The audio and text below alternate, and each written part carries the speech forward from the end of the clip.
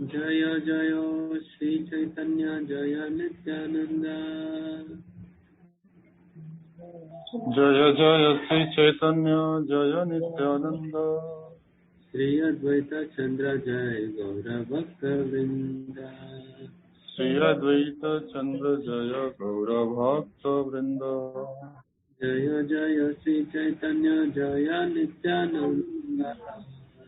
जय जय श्री चैतन्य जय नित्यानंद। श्री अद्वैत चंद्र जय गौर भक्त वृंद। श्री अद्वैत चंद्र जय गौर भक्त वृंद। जय जय श्री चैतन्य जय जय श्री चैतन्य जय नित्यानंद। श्री अद्वैत चंद्र जय गौर भक्त वृंद। श्री अद्वैत चंद्र जय गौर भक्त वृंद। ज्ञानतिमिरन्दस्य ज्ञानाञ्जनशलाकया चक्षुरुन्मिलितं येन तस्मै श्रीगुरवे नमः। श्रीचैतन्यमनोभीष्टं स्थापितं येन भूतले स्वयं रूपः तदा मह्यं ददाति स्वापदान्तिकम्। वन्देऽहं श्रीगुरून् श्रीयुतपदकमलं श्रीगुरून् वैष्णवांश्च श्रीरूपं सागरजातं सहगण रघुनाथान्वितं तं सजीवं साद्वैतं सावधूतं परिजनसहितं कृष्णचैतन्यदेवं श्रीराधाकृष्णपादान् सहगणनुता शिवशाखान्वितांश्च। हे कृष्णकरुणा सिन्धो दीनबन्धो जगत्पते गोपेश गोपिका कान्त राधा कान्त नमोऽस्तुते। सप्तकाञ्चन गौराङ्गी राधे वृन्दावनेश्वरी वृषभानुसुते देवी प्रणमामि हरिप्रिये। वाञ्छाकल्पतरुभ्यश्च कृपा सिन्धुभ्येव च पतितानां पावनेभ्यो वैष्णवेभ्यो नमो नमः। जय श्री कृष्ण चैतन्य प्रभु नित्यानंद श्री अद्वैत गदाधर श्रीवासदि गौर भक्तवृंद। हरे कृष्णा कृष्णा कृष्णा हरे हरे, हरे राम राम राम हरे हरे। नमो विष्णुपादाय कृष्णपृष्ठाय भूतले श्रीमते भक्तिवेदांत स्वामिनिति नामिने। नमस्ते सारस्वती देवे गौरवाणी प्रचारिणे निर्विशेष शून्यवाद पाश्चात्यदेशकारिणे।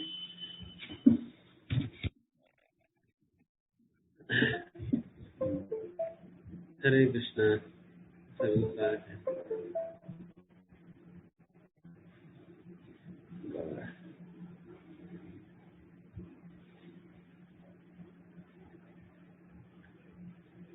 ये हम कहाँ तक पढ़े थे? हरे कृष्ण प्रभु जी, 6 श्लोका से करना है प्रभु जी।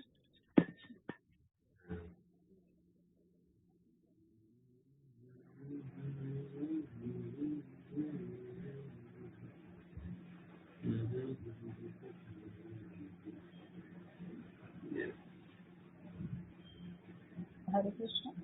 प्रभु जी 6 से पढ़ा था लेकिन एक्सप्लेन नहीं किया था। 6वां श्लोक पढ़ेंगे। दूसरे अध्याय का 5वां। ब्रह्मात्म भगवान अनुवादति न अंग प्रभा अंश स्वरूप तीन विधेय चिन्ह। हरे कृष्ण प्रभु जी। प्रभु जी मतलब मेरा एक रिक्वेस्ट है, अगर थोड़ा थोड़ा सब लोग पढ़ेंगे, अगर सबको अपॉर्चुनिटी मिलेगा तो थोड़ा कनेक्टिविटी रहेगी। रादर देन का अगर कोई एक ही पढ़े, ऐसा हो सकता है? कर सकते हैं? हाँ, जिन जिन के पास पुस्तक है। प्रभु जी मैं पढ़ूं अभी? निर्विशेष ब्रह्म, अस्थानी परमात्मा तथा भगवान, ये 3 उद्देश्य हैं। और चमकदार ज्योति, आंशिक प्राकट्य तथा मूल स्वरूप, ये इन तीनों को निर्दिष्ट करने वाले क्रमिक लक्षण हैं।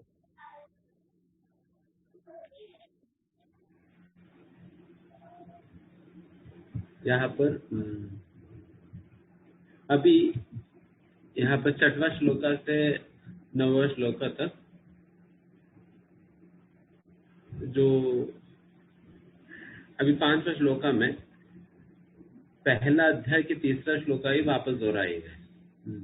जिस श्लोका का ही विस्तार रूप से वर्णन इस अध्याय के अंतर्गत दोहराएगी, उस श्लोका को 5वें श्लोक में दोहराई गई है, और उस श्लोका को एक संक्षिप्त रूप में विवरण जो है अभी 6वां, 7वां, 8वां और 9वां श्लोकों में हम देखेंगे।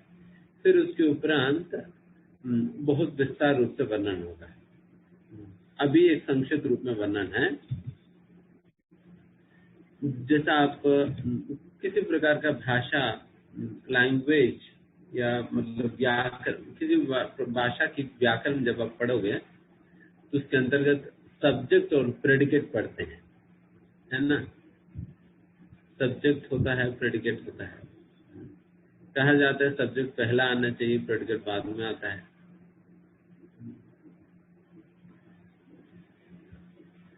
तो वैसा अभी यहाँ पर उसी प्रकार से ही यहाँ पर कृष्णदास कविराज गोस्वामी श्लोका का वर्णन कर रहे हैं। बता रहे कि ब्रह्म आत्म भगवान अनुवादतीना। यहाँ पर अनुवाद मतलब सब्जेक्ट है। ब्रह्मा परमात्मा और भगवान, आत्मा मतलब यहाँ परमात्मा है, ब्रह्मा परमात्मा भगवान ये तीनों सब्जेक्ट है। इसको संस्कृत में अनुवाद कहा जाता है सब्जेक्ट को। अंग प्रभा अंश स्वरूपा, अंग प्रभा अंश स्वरूपा, ये तीनों विधेय चिन्ह। विधेय मतलब प्रेडिकेट है, विधेय मतलब प्रेडिकेट है, और ये तीनों प्रेडिकेट है करके बताए जा रहे हैं। जैसा अंग प्रभा मतलब क्या है, भगवान की शरीर की अंग की कांति जो कि ब्रह्म ज्योति है। सब्जेक्ट ब्रह्मन को डिस्क्राइब करती है ये प्रेडिकेट अंग प्रभा। एंड उसी प्रकार से परमात्मा उसको अंशा, अंशा मतलब ये मतलब विस्तार है, या मतलब या पार्शियल एक्सपेंशन है, या partial representation of the absolute truth. भगवान स्वरूपा, भगवान स्वयं स्वरूप, स्वयं स्वरूप कहते हैं ना भगवान कृष्ण को। उस प्रकार से ये 3 सब्जेक्ट्स और 3 प्रेडिकेट्स है। वैसे यहाँ पर जैसे मैंने कहा ये संक्षिप्त रूप में बताए जा रहे हैं, आगे जाकर बहुत विवरण के साथ कृष्णदास कविराज गोस्वामी एक्सप्लेन करेंगे। बस इतना याद रखिए, यहाँ पर 3 सब्जेक्ट्स है, ब्रह्मा परमात्मा और भगवान, और 3 प्रेडिकेट्स है, अंग कांति और अंग प्रभा और अंशा भाग और स्वरूप।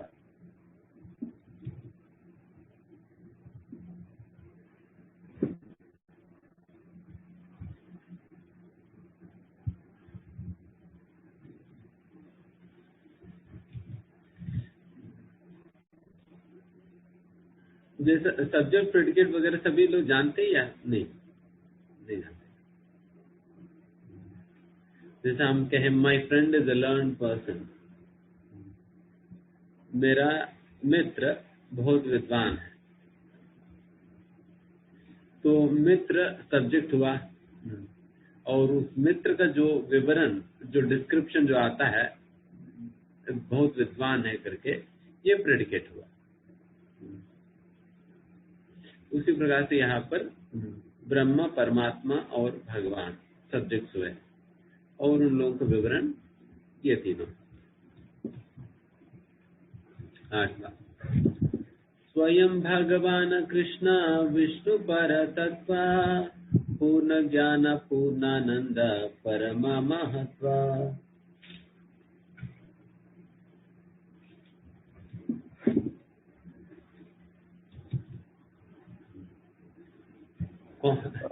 हरे कृष्ण। आप बोल दिया करेंगे अच्छा रहेगा, सबको थोड़ा पॉजिटिव मिले पढ़ने के लिए कि अब ये पढ़ेंगे, अब ये इनके पास पुस्तक है, ज्यादातर लोग पास है 7-5। प्रभु जी इंग्लिश में हमारे पास है। ठीक है। ठीक है, अंशु माता जी पढ़िए। भगवान के आदि स्वरूप कृष्ण सर्वव्यापी विष्णु तत्व हैं। वे पूर्ण ज्ञान तथा पूर्ण आनंद हैं। वे परम दिव्य हैं।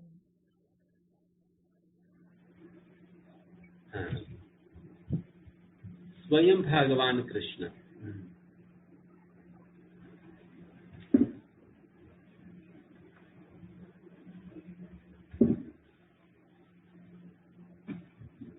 यहाँ पर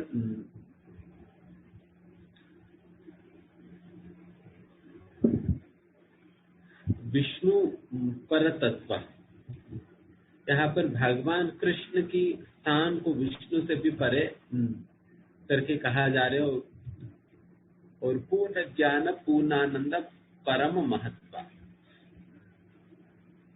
एंड भगवान का लक्षण भी बताया जाता है।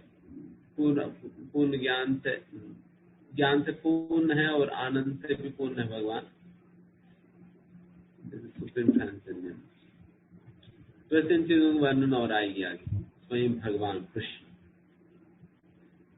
क्योंकि इस तीसरा श्लोक में आपने देखा होगा, जैसा हम पिछले बार दूसरा अध्याय की संक्षिप्त में हम एक समरी बताए थे, जिसके अंतर्गत हमने क्लियरली बताया ये जो तीसरा श्लोक है, इसके अंतर्गत इसी बात की स्थापना की जा रहे हैं।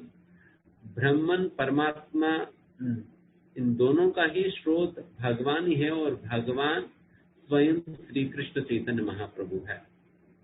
या इस प्रकार से कहा जाता है, ब्रह्मन और परमात्मा का स्रोत भगवान कृष्ण है, और कृष्ण और श्री कृष्ण चैतन्य महाप्रभु दोनों अभिन्न है। इसलिए इस अध्याय के अंतर्गत हमें सबसे पहला कृष्ण ही भगवान है करके प्रूव किया जाएगी, और कृष्ण नारायण से भी कैसे श्रेष्ठ है, या नारायण का भी स्रोत कृष्ण कैसे है, इसका प्रमाण के साथ स्थापना की जाएगी। और उसके उपरांत कृष्ण और चैतन्य महाप्रभु दोनों अभिन्न है, या चैतन्य महाप्रभु ही कृष्ण है करके बताई जाएगी। तो इस प्रकार से यहाँ पर फ्लो रहेगा। तो इसलिए इस संदर्भ में श्लोक आना कोई विशेष नहीं।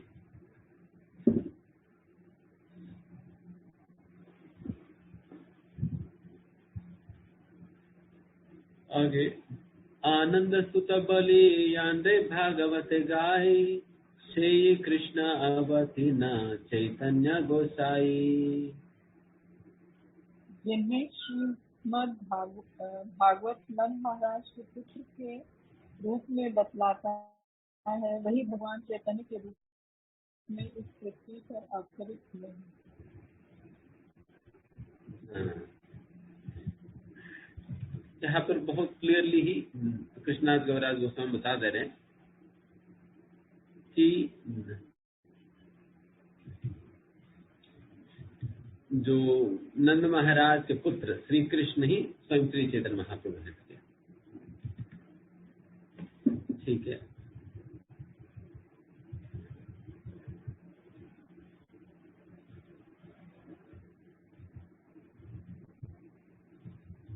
हाँ, इसका तात्पर्य पढ़िएगा,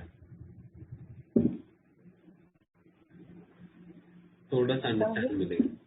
साहित्य में अच्छी रचना के अलंकारिक सिद्धांतों के अनुसार विधेय अर्थात निर्दिष्ट बात के पूर्व उद्देश्य यानी कर्ता आना चाहिए। वैदिक साहित्य में प्रायः ब्रह्म, परमात्मा तथा भगवान का उल्लेख होता है।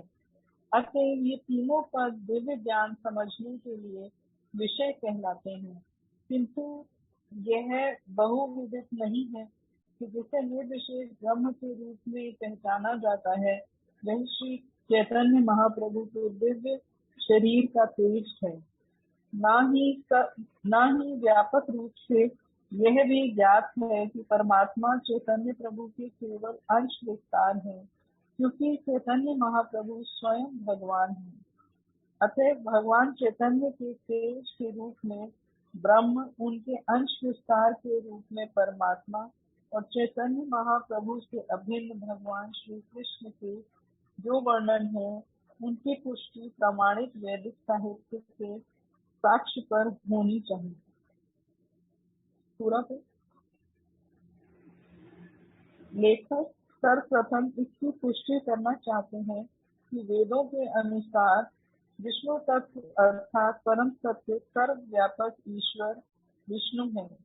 विष्णु तत्व की विभिन्न कोटियां हैं, जिनमें सर्वोच्चतम परम विष्णु तत्व भगवान कृष्ण है, जिनकी पुष्टि भगवद गीता में तथा संपूर्ण वैदिक साहित्य में की गई है।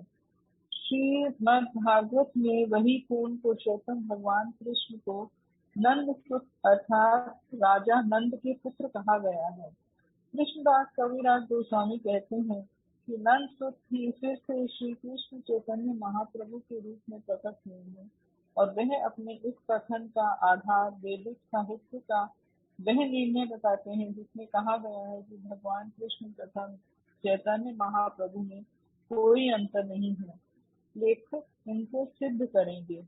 यदि यह सिद्ध हो जाता है कि श्री कृष्ण समस्त तत्वों अर्थात सत्यों के अर्थात ब्रह्म परमात्मा तथा भगवान के उद्गम हैं और श्री कृष्ण तथा भगवान चैतन्य महाप्रभु में कोई अंतर नहीं है, तो फिर यह समझने में कोई भी कठिनाई नहीं होगी कि श्री चैतन्य महाप्रभु ही उन समस्त तत्वों के भी उद्गम हैं। वही परम सत्य जो विभिन्न अनुभूति वाले जिज्ञासुओं के समक्ष प्रकट होता है, ब्रह्म परमात्मा तथा भगवान कहलाता है। मुश्किल है प्रभु। यस, जैसे इस तात्पर्य के पहला भाग में जो बताए हैं प्रभुपाद जी ने व्याकरण के विषय में, हमेशा सब्जेक्ट पहला आता है, फिर उसके बाद प्रेडिकेट आता है। सब्जेक्ट मतलब जो विषय है जिसके बारे में कहा जाएगी, एंड फिर प्रेडिकेट मतलब जो डिस्क्रिप्शन है। इसलिए जनरली इस प्रकार से नहीं कहा जाता है कि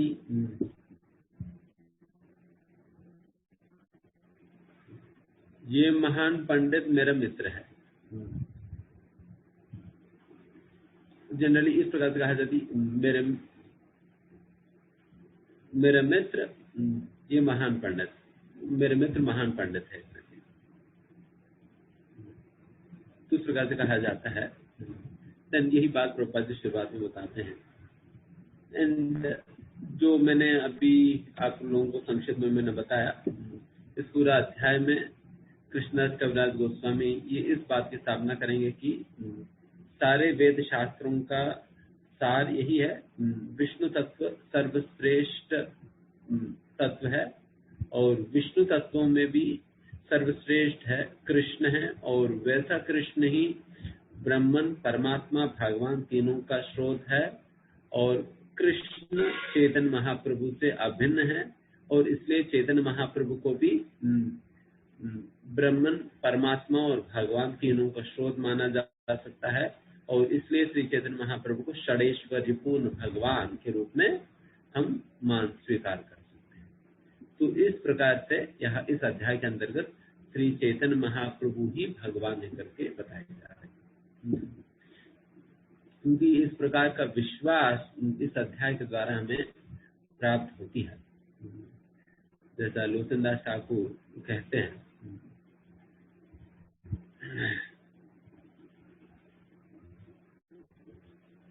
भज भज बाय चैतन्य निताय सुदृढ़ विश्वास करी।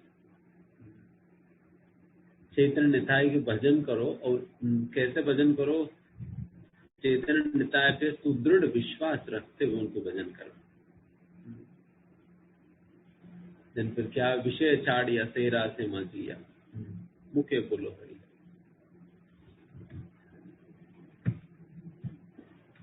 उस प्रकार के विश्वास हमें इस अध्याय के माध्यम से मिलेगी। चैतन्य महाप्रभु प्रकाश विशेष तेन्हा धरे तीन नामा, ब्रह्मा परमात्मा आरा स्वयं भगवान। राम भक्ति मोदी पढ़िए।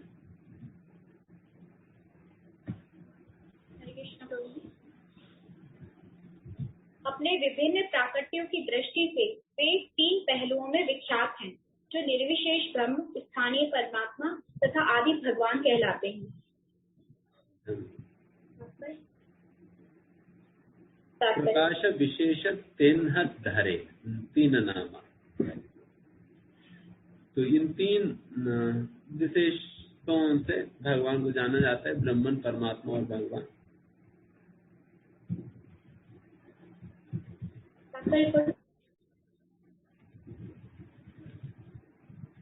हाँ, तात्पर्य काफी लंबा है, बट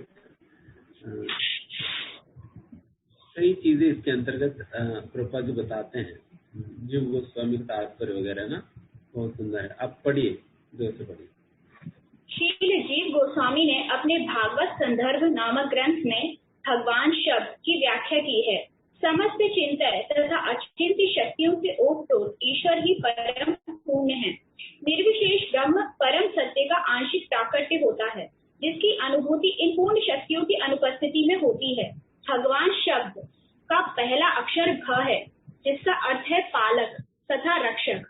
अगले शब्द ग का अर्थ है अग्रणी, आगे बढ़ाने वाला तथा सृजनकर्ता, सृष्टा। व का अर्थ है निवास करना। सारे जीव भगवान में निवास करते हैं और भगवान हर जीव के हृदय में निवास करते हैं। इन सारे सिद्धांतों को मिलाने से भगवान शब्द ज्ञान, शक्ति, बल, ऐश्वर्य, प्रभाव आदि की अचिंत्य शक्ति को बतलाता है, जो समस्त प्रकार की निम्नताओं, क्षुद्रताओं से रहित है। ऐसी अचिंत्य शक्तियों के बिना ना तो पूर्णतः पालन करना संभव है, न रक्षा करना। हमारी आधुनिक सभ्यता अनेक महान वैज्ञानिकों के मस्तिष्कों द्वारा की गई वैज्ञानिक व्यवस्थाओं से नियंत्रित है। अतएव हम उस विराट मस्तिष्क के विषय में केवल कल्पना कर सकते हैं, जिसकी व्यवस्था से अनेक ग्रहों तथा उपग्रहों का गुरुत्व स्थिर है और जिससे उस अनंत आकाश की उत्पत्ति होती है, जिसमें ग्रह उपग्रह तैर रहे हैं। यदि हम समझते हैं कि मनुष्य निर्मित उपग्रह को कक्षा में स्थापित करने के लिए बुद्धि की आवश्यकता है, तो यह सोचना मूर्खता होगी कि विभिन्न ग्रह मंडलों की व्यवस्था के पीछे विराट बुद्धि की आवश्यकता नहीं है। यह विश्वास करना कि किसी श्रेष्ठ बुद्धि की श्रेष्ठ व्यवस्था के बिना ही सभी विराट ग्रह तैर रहे हैं, तर्क संगत नहीं है। इस विषय की व्याख्या भगवत गीता के 15.13 में स्पष्ट रूप से की गई है, जहाँ भगवान कहते हैं कि मैं प्रत्येक ग्रह में प्रवेश करता हूँ और वे मेरी ही शक्ति से वे कक्षा में स्थिर रहते हैं। यदि ये ग्रह भगवान के नियंत्रण में न होते, तो वे उसी तरह बिखर जाते जिस तरह वायु में धूल के कण बिखर जाते हैं। आधुनिक विज्ञानी भगवान की इस अचिंत्य शक्ति की केवल अव्यावहारिक व्याख्या ही कर सकते हैं। आगे पढ़ो। ठीक है, यहाँ पर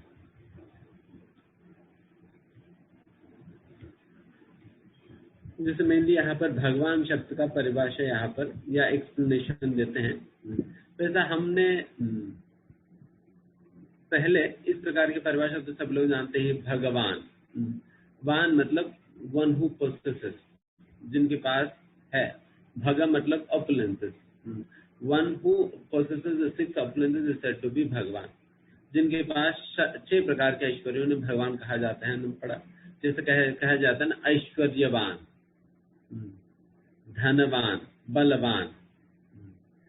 बलवान मतलब जिनके पास बल है। उसी प्रकार से भगवान मतलब जिनके पास भग है। भग मतलब इस 6 प्रकार का ऐश्वर्य है। इस 6 प्रकार का ऐश्वर्य जिनके पास है उन्हें भगवान कहा जाता है। और यहाँ पर उसी भगवान शब्द का दूसरे प्रकार से पदच्छेद करके यहाँ पर प्रभुपाद जी वर्णन कर रहे हैं। जिससे इसमें 3 भाग बता रहे, भ, घ और वा। भा मतलब जो संरक्षक है, और गा मतलब जो कि एक नेता की तरह है, लीडर है या क्रिएटर है, सृजनकर्ता। और वा मतलब जो निवास करते हैं। इस प्रकार से और एक प्रकार से कहीं पर इस प्रकार से वर्णन करते हैं, God, generator, operator and destroyer. इस प्रकार का भी आपने सुना होगा, सृष्टि स्थिति प्रलय। सृष्टि स्थिति प्रलय जैसे हम ब्रह्म संहिता में सुनते हैं, सृष्टि स्थिति प्रलय साधन शक्ति रेखा छायै वयस्य भुवनानि विवर्त्य दुर्गा। उस प्रकार से सृष्टि स्थिति प्रलय, ये तीनों जनरेटर, ऑपरेटर एंड डिस्ट्रॉयर, उस प्रकार से भी लोग जानते हैं। एंड वैसे ये डेफिनेशन प्रभुपाद यहाँ पर जैसे यहाँ पर वर्णन कर रहे हैं, ये डेफिनेशन दोनों इंडिपेंडेंट नहीं है। जो भगवान, जो हमने भगवान जो पदच्छेद किए और भागावा के बीच में जो पदच्छेद किए थे, इन दोनों परिभाषाओं में कोई डिफरेंस नहीं, क्योंकि जैसे प्रभुपाद वर्णन करे कि अगर किसी को पूर्ण रूप से संरक्षक और सस्टेनर, पालनकर्ता बनना है, देन उनके पास ये ऐश्वर्य पूर्ण मात्रा में हुए बिना तो कैसे वो संरक्षण कर पाएगा। पूर्ण मात्रा में उनके पास होगी तभी तो संरक्षण कर पाएगा। तो यही वजह है। तो इस प्रकार से डेफिनेशंस कॉन्ट्रडिक्टरी नहीं है, बल्कि ये दोनों मिलता है, ज्यादा सपोर्ट तो है दोनों एक दूसरे को। ऑब्वियस है ना, अगर कोई पूर्ण संरक्षण तभी दे पाएगा जब वो स्वयं इस प्रकार से पूर्ण शक्तिमान है, अन्यथा नहीं दे पाएगा। यही एक कारण उद्धव जी भी बताते हैं क्यों भगवान कृष्ण को ही अपने एकमात्र स्वामी के रूप में स्वीकार करनी चाहिए करके। अनेक कारण बताते हैं, उसमें एक कारण यह है बिकॉज जिनका भी हम आश्रय लेंगे वो इस प्रकार की पूर्ण मात्रा में हमें संरक्षण प्रदान नहीं कर पाएंगे। जैसा हम किसी डॉक्टर का संरक्षण के लिए हम आश्रय लेंगे, बट डॉक्टर क्या कर सकेगा? कुछ कर नहीं पाएगा। जहां तक उनकी दवाई काम करेगा, जब उनकी दवाई काम करा और हम बच गया तो क्रेडिट लेगा, मर गया तो कहेगा कि ऐसी तो पहले ही बीमार से मर गए। तो इसलिए हम एक बार बताए थे आप लोगों को बताने मुझे, मैं एक बार आंध्र प्रदेश में एक बार मैं वहां पर एक मेडिकल गवर्नमेंट की मेडिकल एडवाइजर रहे, एक डॉक्टर, उनसे मैं मिला था। फिर वो बहुत प्रसन्न हुए, अच्छा आप कृष्ण भक्त हो, आपसे मिलकर मुझे बहुत प्रसन्न हुआ। तो मुझे समझ नहीं आया क्यों ऐसा गया है। देन फिर बाद में उन्होंने एक पुस्तक निकाला और मुझे दिया, छोटा सा बुकलेट दिए थे। फिर वो बुकलेट देकर हमसे कहा कि देखिए उस बुक का टाइटल ही कुछ कृष्ण से ही था। तो उस पूरा बुक के अंतर्गत वो अपने अनुभव उन्होंने बताया। उनकी अनुभव यही रहा, वो हमसे कहने लगे देखिए बुक में मैंने संक्षिप्त में क्या लिखा मैं आपको बता देता हूँ। फिर उन्होंने कहा कि मैं अपने करियर में हजारों की संख्या में मैंने सर्जरीज मैंने किया और कई सक्सेस भी हुए, कई फेल भी हुआ है। और मैंने अपने अनुभव के अंतर्गत मैंने ये देखा कि कई बार मैं बहुत कॉन्फिडेंस के साथ में ऑपरेशन थिएटर में जाता था कि ये तो मतलब ये तो कोई दिक्कत नहीं, बहुत आसानी से ये ऑपरेशन सक्सेसफुल हो जाएगा। बट आते वक्त दुखद समाचार लेकर आना पड़ता था कई बार। इस प्रकार के कॉन्फिडेंस के साथ जाने के बाद भी कई बार बिल्कुल पहले से ही लोगों को पता कर में जाता था कि ये तो वैसे भी मरने वाले हैं, बट फिर भी हम ट्राई करके देखेंगे। तो फिर उस प्रकार के केसेस में कई लोग तो जीवित भी हो गए। फिर उन्होंने कहा कि देन फिर इसका मतलब मेरी ऑपरेशन से कोई जीवित होना या मरना निर्भर नहीं है। देन फिर उनकी ये रियलाइजेशन रहा कि Krishna is the actual healing principle behind all medicine and surgery. असलियत में जैसा बलम बलवताम चाहम, जैसा भगवान कहता है ना, बलवान के अंतर्गत जो बल है वो मैं हूँ। उसी प्रकार से दवाई के अंतर्गत ठीक करने की क्षमता भगवान स्वयं है। जब भगवान चाहे दवाई काम करेगी, जब भगवान नहीं चाहे काम नहीं करेगी। इसलिए शुद्ध भक्त हमेशा भगवान की कृपा पे ही निर्भर रहते हैं। इसलिए भगवान ही पूर्ण संरक्षण प्रदान कर सकते हैं, बिकॉज इज ऑल पावरफुल। इसलिए हम हर प्रकार की परिस्थितियों में भगवान पर ही विश्वास रखते हुए जीवन व्यतीत करने वाला ही शुद्ध भक्त है। इसलिए जो शरणागति के 6 लक्षणों में रक्षिष्यति इति विश्वासो गोप्तृत्व वर्णन, ये दोनों भा शब्द से आ रहे हैं। भा शब्द में दोनों है ना, प्रोटेक्टर सस्टेनर। गोप्तृत्व वर्णन मतलब मेंटेनर है, रक्षिष्यति इति विश्वास मतलब संरक्षक है। ये दोनों उसके अंतर्गत आ जा रहे हैं। ठीक है, आगे बढ़ते हैं।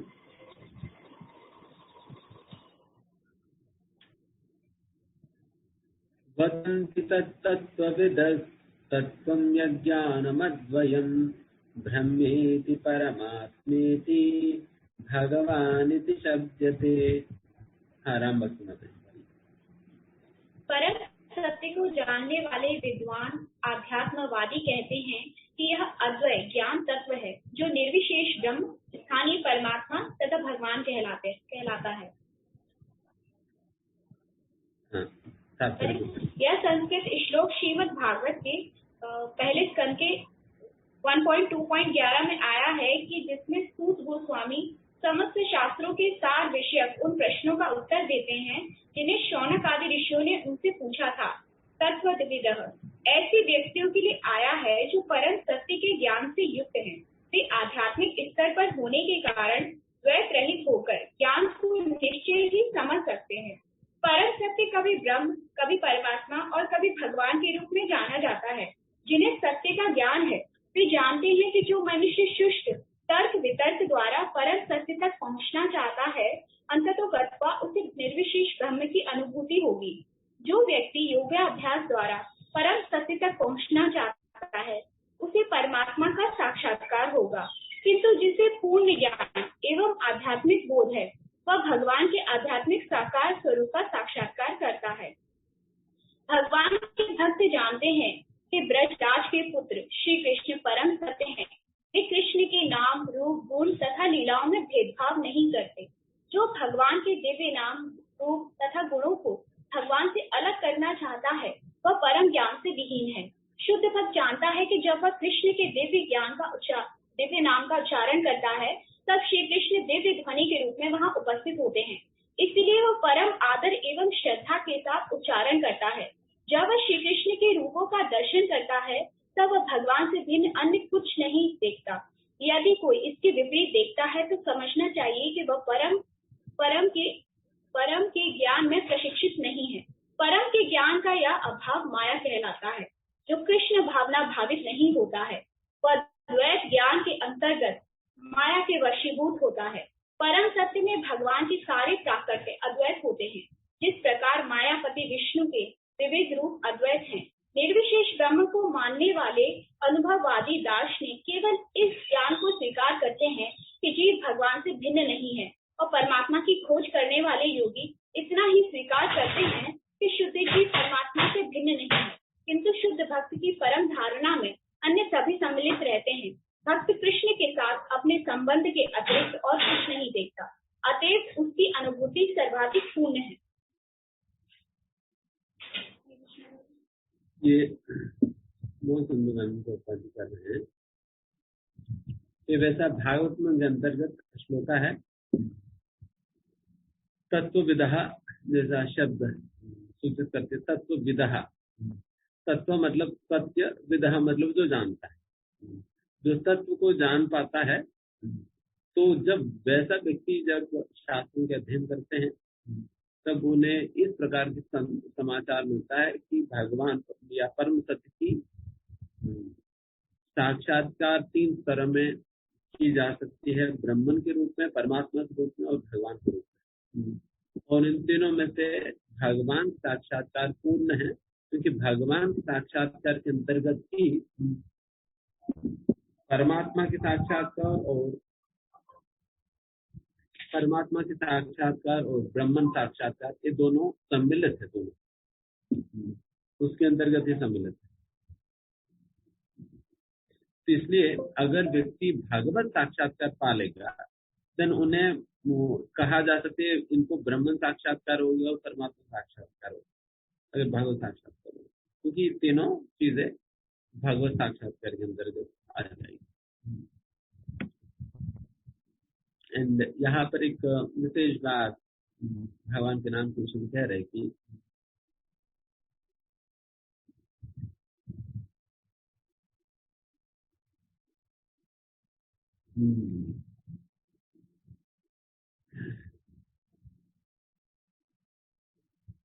परम सत्य को ठीक प्रकार से समझने का मतलब यह होता है कि भगवान के नाम, भगवान के रूप, भगवान के गुण और भगवान की लीलाएं और भगवान के जितने भी संबंधित सदी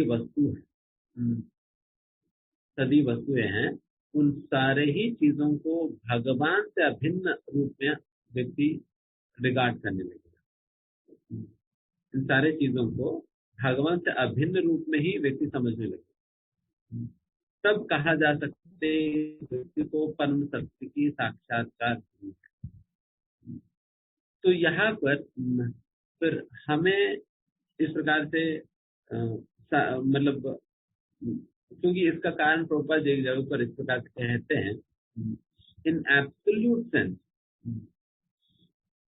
सेंस में भगवान के नाम और भगवान के नाम इसलिए भगवान से अभिन्न नहीं क्योंकि भगवान एब्सोल्यूट है।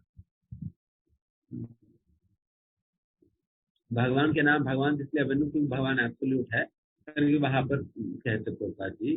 एंड भगवान के नाम भगवान से अभिन्न होने का मतलब ये होता है कि जब कोई शुद्ध भक्त भगवान के नाम लेता है, फिर देन वो उतना ही सम्मान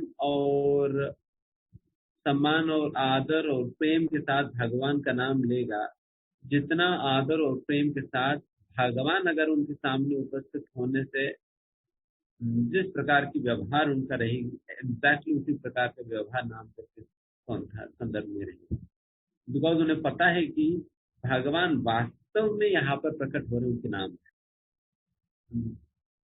भगवान प्रकट है यहाँ पर। तो इसलिए उतने आदर की भावना उनके हृदय में आती है। इसलिए कहा किंतु आदरात अनुदिनम कलुषैव तुष्टात्, किंतु आदरात बहुत आदर के साथ अनुदिनम प्रतिदिन जब व्यक्ति भगवान के नाम इस प्रकार से निरंतर रूप से लेगा, दिन कलुषैव तुष्टात्, दिन कलयुग की कलमशों को नाश। तो इस प्रकार से ये महत्वपूर्ण है। इसलिए जब कोई अगर निश्चित रूप से अगर अच्छा से जप करना चाहेगा, देन इस प्रकार की भावना हमारी हृदय में हमेशा होनी चाहिए। ये बात भक्त विनोद ठाकुर भी कहते हैं, जप करने के दौरान ये कॉन्सेप्शन ये होनी चाहिए। कॉन्सेप्शन क्या होनी है? भगवान और भगवान के नाम ये दोनों अभिन्न है। भक्त विनोद ठाकुर तीनों चीज बताते हैं, मतलब फिजिकल प्रेजेंस कैसे होनी चाहिए, हमारा कॉन्सेप्शन क्या होनी चाहिए और भावना क्या होनी चाहिए, तीनों चीज बताते हैं। तो उसके अंतर्गत कॉन्सेप्शन मतलब ये कॉन्सेप्शन होनी चाहिए, ये अंडरस्टैंडिंग के साथ भगवान के नाम लेनी चाहिए कि भगवान और भगवान के नाम में दोनों अभिन्न है। इस अंडरस्टैंडिंग के साथ लेना, और इस अंडरस्टैंडिंग के साथ लेने का मतलब क्या होता है? इस अंडरस्टैंडिंग के साथ लेने का मतलब यही होता है कि आप एग्जैक्टली भगवान के नाम के साथ आप उसी प्रकार से व्यवहार करेंगे जिस प्रकार से आप भगवान के साथ व्यवहार करेंगे। मान लीजिए भगवान कृष्ण आपके सामने प्रकट हो गए, दिन आप क्या करेंगे? तो वही करो जब नाम भी प्रकट होता है, वही करनी चाहिए। तो इसलिए भगवान के तदी वस्तुओं को भी व्यक्ति उसी प्रकार से रिगार्ड करे। जैसा तदी वस्तु मतलब भगवान की वस्त्र हो, भगवान की प्रसाद हो, सारे भगवान से अभिन्न के रूप में ही रिगार्ड करनी चाहिए। भगवान को चढ़ाया हुआ फूल माला हो, इन सारे चीजों के साथ बहुत सतर्कता पूर्वक व्यवहार करना चाहिए। कभी भी शुद्ध भक्त इन सारे चीजों को बहुत लाइटली नहीं लेगा। जैसे कई बार भक्त लोग बहुत लाइटली लेने लगते हैं, जैसे फूल माला इत्यादि निकाल देते हैं, फेंक देते हैं, या उसी के ऊपर चलने लग जाते हैं। तो ये सारा दिखाती है कि हमें समझ नहीं पर या हमें ये कंसिडरेशन नहीं है कि एब्सोल्यूट सेंस में सारा चीज अभिन्न है। जैसा रिलेटिविटी, हमारा भौतिक दुनिया के अंतर्गत रिलेटिविटी देखा जाता है। रिलेटिविटी में सब कुछ भिन्नता होती है, मतलब ये दोनों भिन्न है। जैसा कि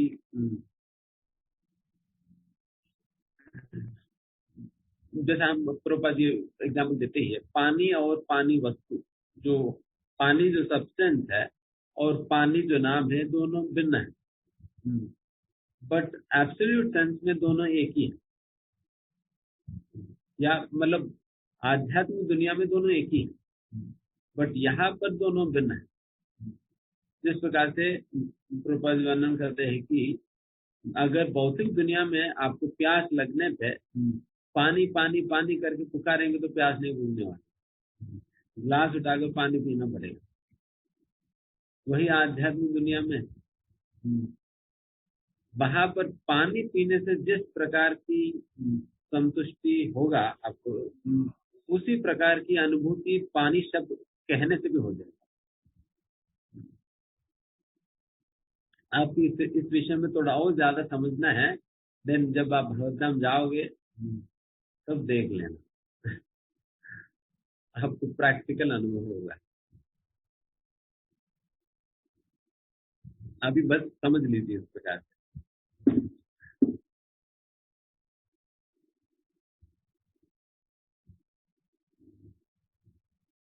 नेक्स्ट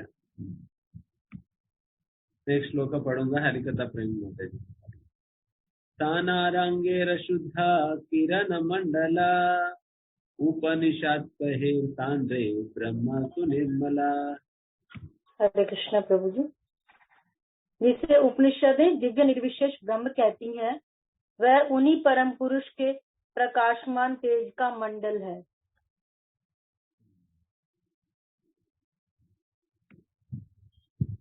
तात्पर्य भी पढ़िए, श्लोका नहीं भी पढ़ेंगे तो दिक्कत नहीं। मुंडक उपनिषद के 3 मंत्रों से पूर्ण पुरुषोत्तम भगवान के शारीरिक तेज के विषय में इस प्रकार की जानकारी प्राप्त होती है। भौतिक आवरण के परे आध्यात्मिक जगत में असीम ब्रह्म तेज है, जो भौतिक कल्मश से रहित है। वह तेजवान श्वेत प्रकाश आध्यात्मवादियों द्वारा समस्त प्रकाशों का प्रकाश माना जाता है। उस क्षेत्र में प्रकाश के लिए सूर्य का प्रकाश, चंद्रमा का प्रकाश, अग्नि, बिजली कुछ भी नहीं चाहिए। वस्तुतः भौतिक जगत में जो भी प्रकाश प्रकट होता है, वह उस परम प्रकाश का परावर्तन मात्र है। वही ब्रह्म आगे है, पीछे है, उत्तर में है, दक्षिण, पूर्व और पश्चिम में है, और वही ऊपर तथा नीचे भी है। दूसरे शब्दों में वह परम ब्रह्म तेज भौतिक तथा आध्यात्मिक दोनों ही आकाशों में पर्याप्त होता है। जैसा यहाँ पर ये बात स्पष्ट किया जा रहा है, यही बात आप ईशोपनिषद के अंतर्गत भी पढ़ेंगे और ब्रह्म संहिता के अंतर्गत भी आप पढ़ेंगे। ब्रह्मणो ही प्रतिष्ठाहम्, I am the source of Brahman. उसी प्रकार से वशिष्ठ में पढ़ेंगे, हिरण्मयी न पात्र में सत्यम स्थापितम मुखम। भगवान के शरीर की कांति है, वहां पर भक्त भगवान की प्रार्थना कर रहे हैं, भगवान आपकी प्रकाश इतना तेज है कि आपकी सुंदर मुख के दर्शन नहीं हो पा रहे, इसलिए आप उस प्रकाश को आप हटाएंगे तो मैं आपके सुंदर मुख के दर्शन नहीं कर सकता हूँ। जैसे कई बार जब हम रात के समय गाड़ी वाड़ी पे या चलते हैं, कई बार गाड़ियों की लाइट हमारे आंखों में ग्लेयर करती है, उससे उस समय हम कुछ देख नहीं पाते हैं ना, कौन आगे आ रहे हैं, कौन सी गाड़ी आ रही है। एग्जैक्टली उसी प्रकार से जब भगवान की जो शरीर की प्रकाश हमारे आंखों में ग्लेयर करती है, फिर हम देख नहीं पाते भगवान के रूप को। इसलिए यहाँ पर भक्त भगवान से रिक्वेस्ट करे, भगवान ये प्रकाश चाहिए ताकि मैं आपकी सुंदर रूप के दर्शन करूँ। तो ये प्रकाश क्या है? भगवान की शरीर का ही कांति है, शरीर का कांति। एंड जैसे इस श्लोका की मतलब यहाँ पर मुंडक उपनिषद से स्टेट करते हुए बताए जा रहे हैं, और यही प्रकाश ही आधार है इस भौतिक दुनिया के अंतर्गत जितने भी आप लुमिनस ऑब्जेक्ट को जो देखते हैं। लुमिनस ऑब्जेक्ट मतलब स्वयं प्रकाश देने वाली वस्तु, अपने आप ही प्रकाश देने वाली वस्तु है। तो इस प्रकार की कोई भी लुमिनस ऑब्जेक्ट आप इस भौतिक दुनिया के अंतर्गत देखेंगे, उन सारे लुमिनस ऑब्जेक्ट को प्रकाश प्रदान करने वाला तो ब्रह्म ज्योति ही है। यहाँ तक कि सूर्य भगवान को भी प्रकाश प्रदान करने वाले यहाँ ब्रह्म ज्योति से मिलता है। क्योंकि यहाँ पर क्लियरली बताया, भौतिक दुनिया के अंतर्गत जो कुछ भी आप प्रकाश देखते हो उसकी आधार कौन है? ब्रह्म ज्योति है। तो फिर सूर्य भी तो भौतिक दुनिया के अंतर्गत ही तो है।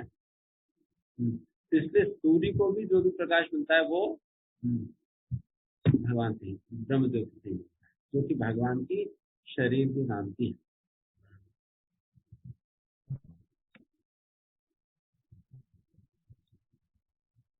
चर्म चक्षे देखे याचे सूर्य निर्विशेषा, ज्ञान मार्ग लाइते नारे कृष्णे रविशेषा।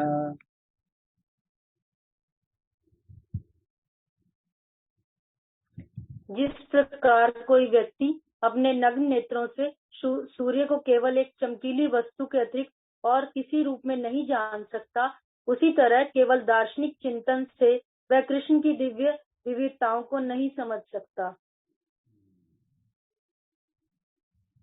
जिस प्रकार से हम बिल्कुल खुले आंखों से हम सूर्य को देख नहीं पाएंगे, खास करके तो दोपहर के समय तो बिल्कुल देख नहीं पाएंगे, तो उसी प्रकार से व्यक्ति अपने क्षमता से या किसी प्रकार की शास्त्रिक तर्क करके परम सत्य को समझने का प्रयास करे तो नहीं समझ पाएगा। इसलिए हमेशा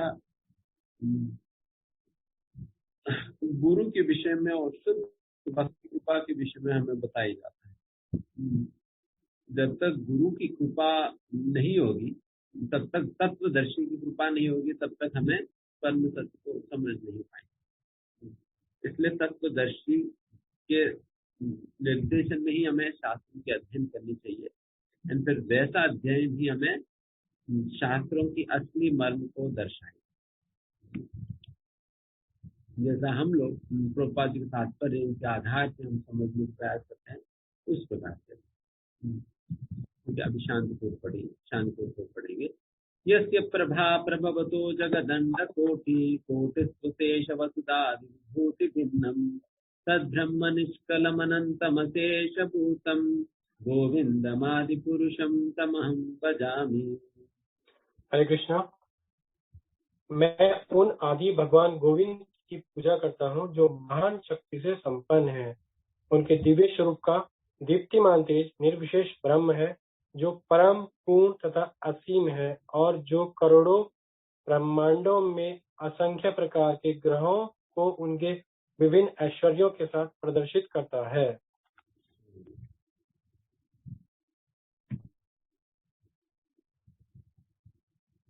तो इस प्रकार से इस श्लोका के अंतर्गत ब्रह्म संहिता में भी ये बात बताई गई है कि भगवान की शरीर की कांति है। देखिए, हमेशा इसी प्रकार का तरीका कृष्णदास कविराज गोस्वामी अपनाते हैं। पहले अपने अंडरस्टैंडिंग रखते हैं और उस अंडरस्टैंडिंग को कोई शास्त्रों की वचन के साथ उसे सिद्ध करते हैं। तो पहले बता दिया क्या अंडरस्टैंडिंग है, एंड फिर अभी उसको प्रमाण दे रहे हैं ब्रह्म संहिता।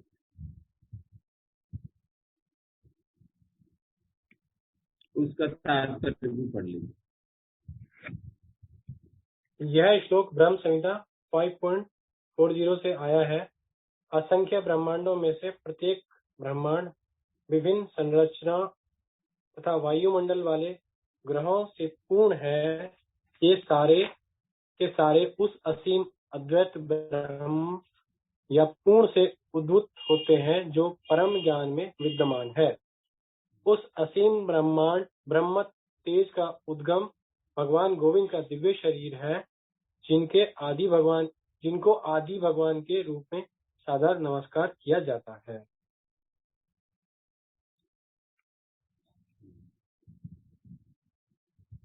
कोटि कोटि ब्रह्मांडे भ्रमेर विभूति चयि ब्रह्म गोविंदेर हय अंग कांति। ब्रह्मा जी ने कहा, निर्विशेष ब्रह्म के ऐश्वर्य करोड़ों ब्रह्मांडों में परिव्याप्त होते हैं। यह ब्रह्म भगवान गोविंद का शरीर शारीरिक तेज मात्र होता है। इस प्रकार से सूर्य प्रकाश पूरा अपने ब्रह्मांड के अंतर्गत व्याप्त है, उसी प्रकार से ब्रह्म ज्योति ये सारे आध्यात्मिक विषयों के अंतर्गत हर जगह व्याप्त है। इसलिए इसके पहले वाले श्लोक में ये बात पता ही है ना, पश्चिम में भी है तो उत्तर में भी है, ऊपर भी है, नीचे भी, हर जगह व्याप्त है। उस मतलब एग्जैक्टली उसी प्रकार जिस प्रकार से सूर्य रश्मि व्याप्त है हर जगह, उसी प्रकार से ब्रह्म ज्योति भी व्याप्त है। एंड ऑल्दो सूर्य रश्मि भी यही तो है, ब्रह्मन ही तो है, ब्रह्म ज्योति ही है, सूर्य रश्मि भी। इसलिए जब आप कृष्ण अर्जुन की परव्योम गमन के विषय में जब आप पढ़ेंगे, पर भगवान विष्णु से मिलने जाते हैं ना कृष्णा जी, भागवत की 88 आपको कहीं पर दिया जाता है। देन वहां पर उनकी जर्नी कभी आप एक बार पढ़कर देखिए, वहां पर बताया जाता है कि जब कृष्ण अर्जुन जाते हैं रथ पे, दिव्य रथ पे, देन वहां पर वो लोग बहुत, अर्जुन देखते हैं कि बहुत सा कांति जो है हर जगह फैला हुआ है। उस समय अर्जुन को कुछ दिखाई नहीं पड़ती, बट कृष्ण अपना रथ चलाते हुए ले जाते हैं, कृष्ण ले जाते हैं। तो वो क्या है, वो ब्रह्म ज्योति। वहां पर अभी कृष्ण अर्जुन ब्रह्म ज्योति को पार कर रहे हैं उस समय। तो वैसे डिस्क्रिप्शन आप जगह जगह वो पढ़ेंगे।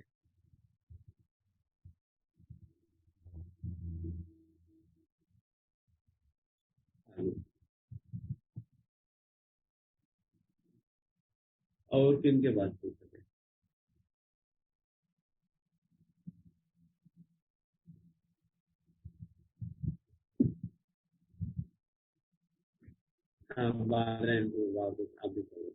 श्री गोविंद भजियामी ते हो मोर पति, तानारा प्रसादे मोर हय सृष्टि शक्ति।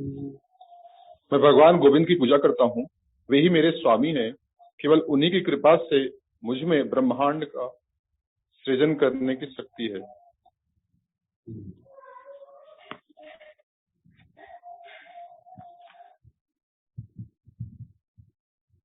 अभी ये श्लोक और उसका पहला वाला श्लोक का क्या है,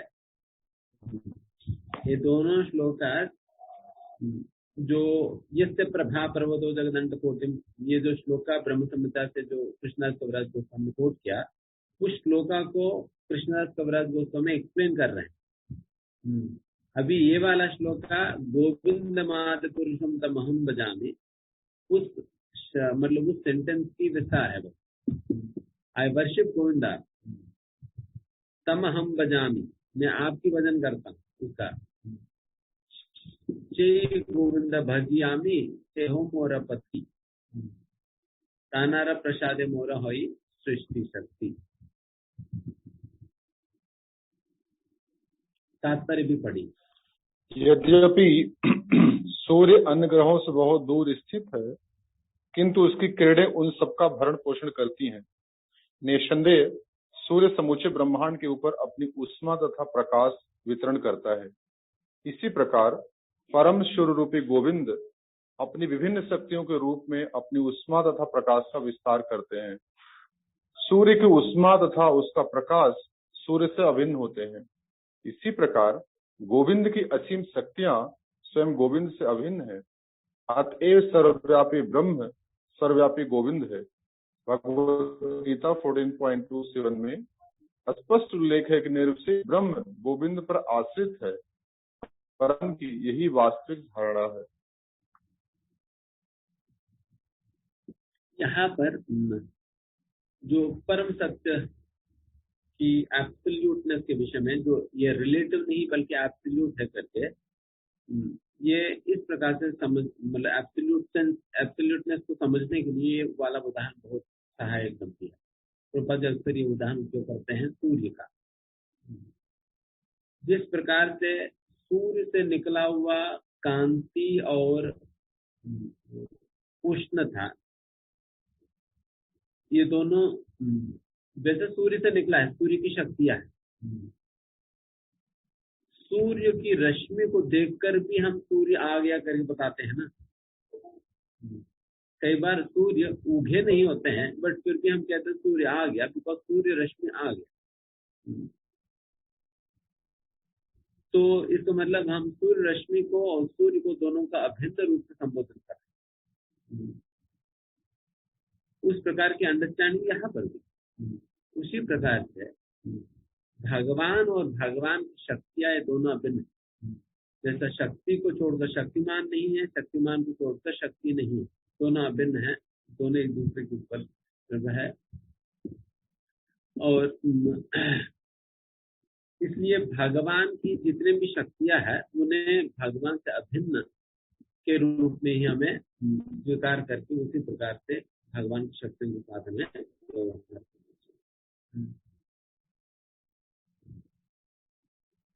और यहाँ पर फिर भगवान के नाम, भगवान की शक्ति है क्या, कौन बताइए?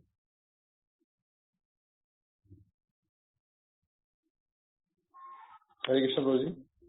उस प्रकार से अभिन्नता है, जैसा अभी हमने बताया भगवान की शक्ति के विषय में। तो भगवान के नाम क्या है? तो जी भगवान का नाम तो स्वयं भगवान ही है। भगवान के नाम, सारा शक्तियों का स्रोत भगवान ही है। वहां पर ये सिद्धांत के अनुसार अभिन्नता नहीं लागू कि भगवान और भगवान की शक्ति अभिन्न है जो बताते हैं। इसके अंतर्गत उस प्रकार से कि साइमल्टेनियस वननेस एंड डिफरेंस, भिन्न भी है और अभिन्न है। क्योंकि बट उस प्रकार से भगवान के नाम और भगवान है, बल्कि भगवान के नाम ही भगवान है।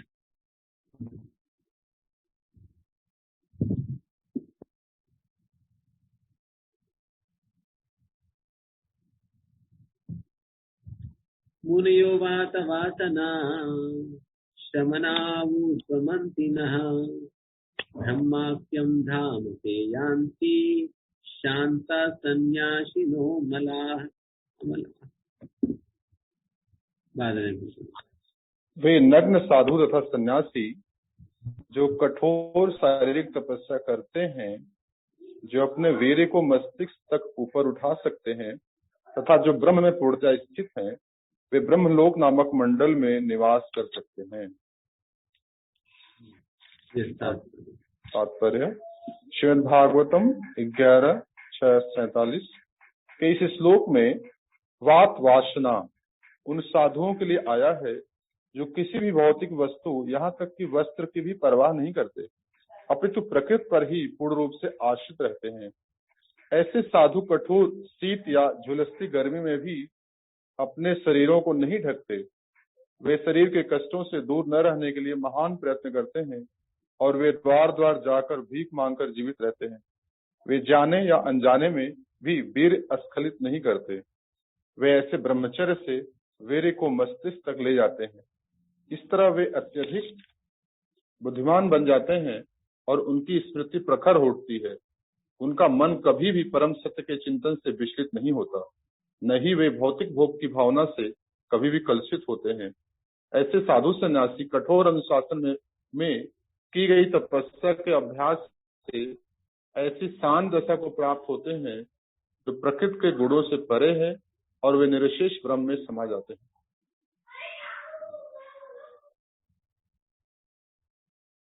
इस प्रकार से यहाँ पर साधु पुरुषों के विषय में बताए जा रहे हैं। तो बेसिकली शास्त्र में भगवद गीता में यही बात कहा जाता है कि सारा तपस्याओं में भगवान कौन है? ब्रह्मचर्य व्रत, ब्रह्मचर्य की तपस्या, ये बहुत बड़ा तपस्या है। इसके आचरण निश्चित रूप से हर एक व्यक्ति को करना ही चाहिए, जो भी भगवत प्राप्ति करना चाहे, चाहे स्त्री हो, पुरुष हो, गृहस्थ हो, कोई भी क्यों न हो, सभी को इस ब्रह्मचर्य व्रत को पालन करना चाहिए। बिकॉज जैसे यहाँ पर प्रभुपाद जी वर्णन कर रहे हैं, एक शरीर की सार माना जाता है वीर्य, और जब इस प्रकार की वीर्य की बचत होती है, देन शरीर में जब वो वीर्य रह जाता है, देन व्यक्ति का बुद्धि बहुत तीक्ष्ण हो जाती है। उसकी वजह से शास्त्र भी समझ पाता है, एंड फिर शास्त्रों को स्मरण करना भी आसान पड़ता है। और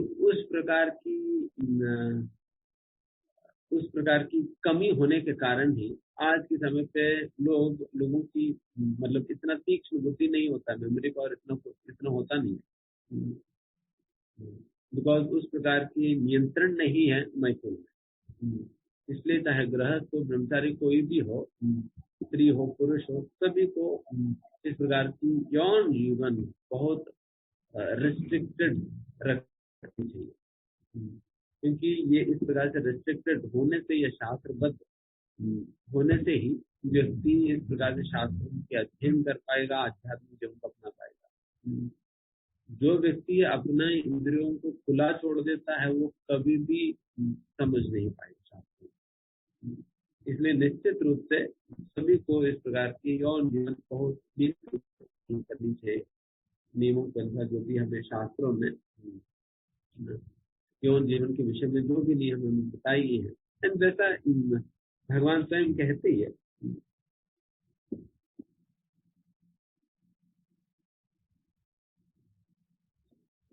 धर्म अविरुद्ध काम होती, मैं वैसा काम हूं जो कि धर्म की विरुद्ध ना हो। धर्म की विरुद्ध ना हो, वो स्वयं भगवान स्वयं अपने आप को कहते हैं। तो इसलिए अगर धर्म की अविरुद्ध होकर हमें यौन जीवन में नहीं हो तो व्यक्ति बहुत आसानी से शास्त्रों के अध्ययन कर पाएगा। नहीं तो कई बार लोग पढ़ तो लेंगे बट समझने में आता नहीं है, समझने नहीं आते चीजें। तो ये इसलिए है बिकॉज फिर इस प्रकार के मैथुन जीवन, अनियंत्रित मैथुन जीवन।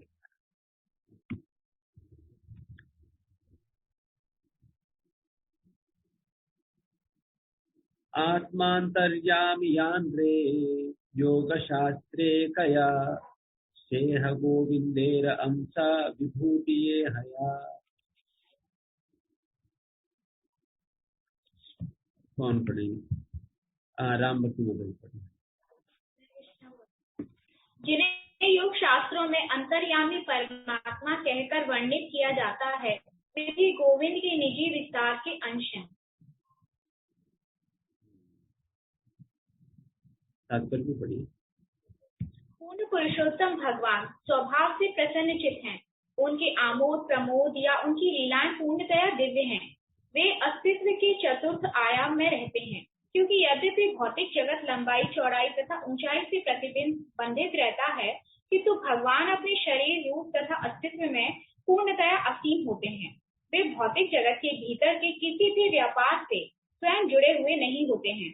भौतिक जगत उनके पुरुष अवतारों के विस्तारों से सृजित होता है, जो समग्र भौतिक शक्ति तथा सारे बद्ध जीवों का मार्गदर्शन करते हैं। पुरुष के 3 विस्तारों को समझकर भौतिक जगत के केवल 24 तत्वों के ज्ञान की अवस्था को पार कर सकता है। महाविष्णु के विस्तारों में से एक क्षीरोदकशायी विष्णु है जो प्रत्येक जीव के भीतर परमात्मा है। समस्त जीवों के परमात्मा अथवा द्वितीय पुरुष के रूप में वे गर्भोदकशायी विष्णु कहलाते हैं। असंख्य ब्रह्मांडों के सृष्टा या आदि कारण अथवा प्रथम पुरुष जो कारण में शयन करते हैं वे महाविष्णु कहलाते हैं। ये तीनों पुरुष भौतिक जगत के व्यापारों का निर्देशन करते हैं। प्रामाणिक शास्त्र निर्देश देते हैं कि हर व्यक्तिगत जीव परमात्मा के साथ अपने संबंध को पुनः जागृत करे। निसंदेह योग ऐसी विधि है जिससे परमात्मा के रूप में जाने वाले पुरुष से संबंध स्थापित करके भौतिक तत्वों के प्रभाव का अतिक्रमण किया जा सकता है।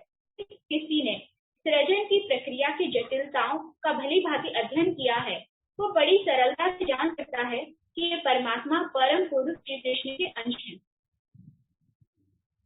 जैसे पुरुषात्मा विषय में हम भागवत के अंतर्गत बहुत विवरण के साथ हमने समझा है। यहाँ पर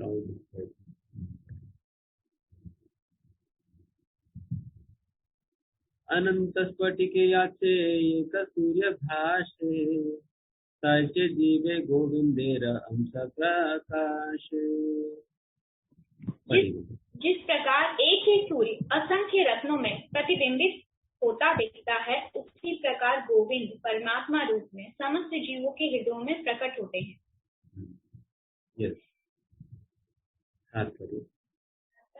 सूर्य एक विशिष्ट स्थान पर स्थित होता है किंतु असंख्य रत्नों में प्रतिबिंबित होता है और असंख्य स्थानीय रूपों में प्रकट होता है।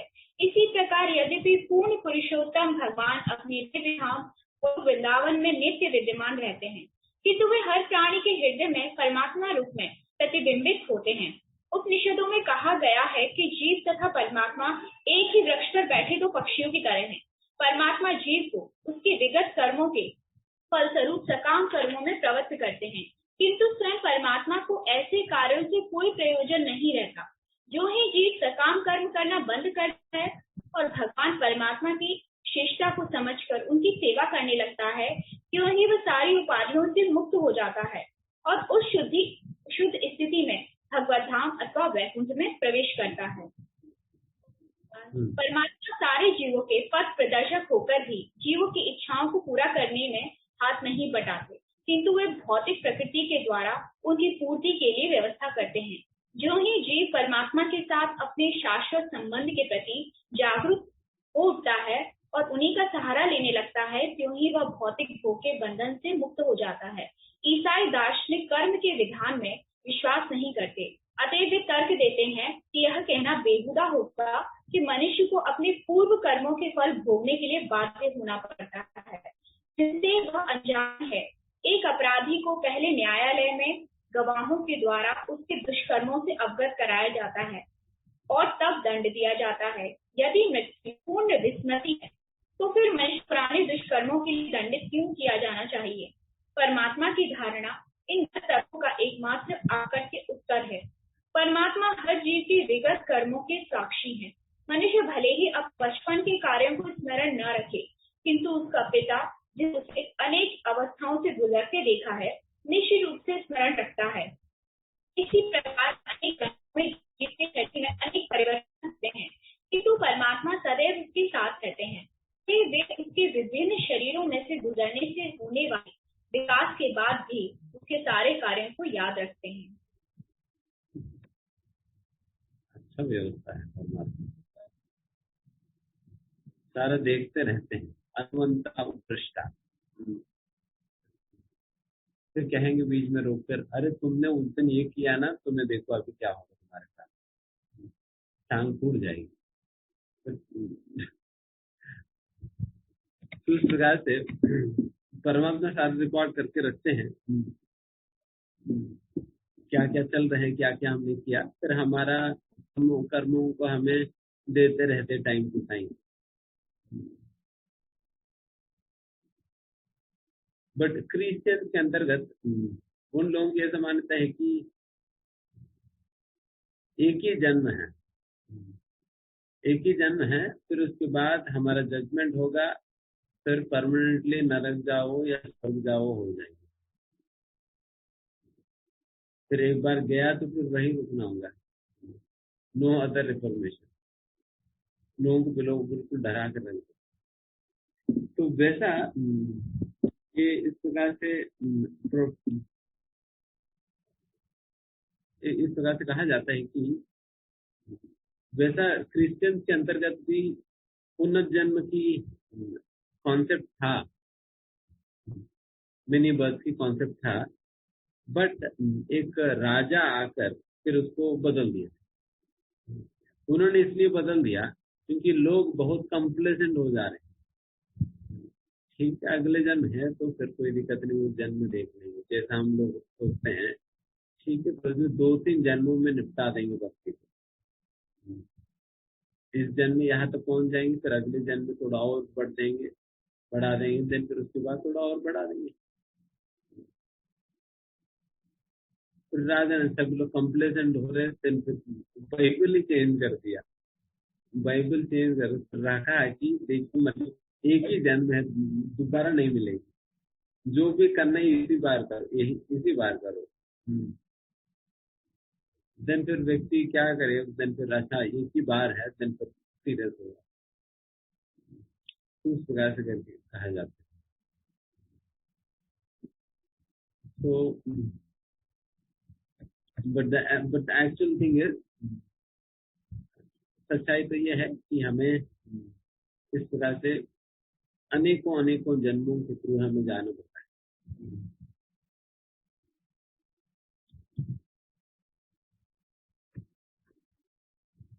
और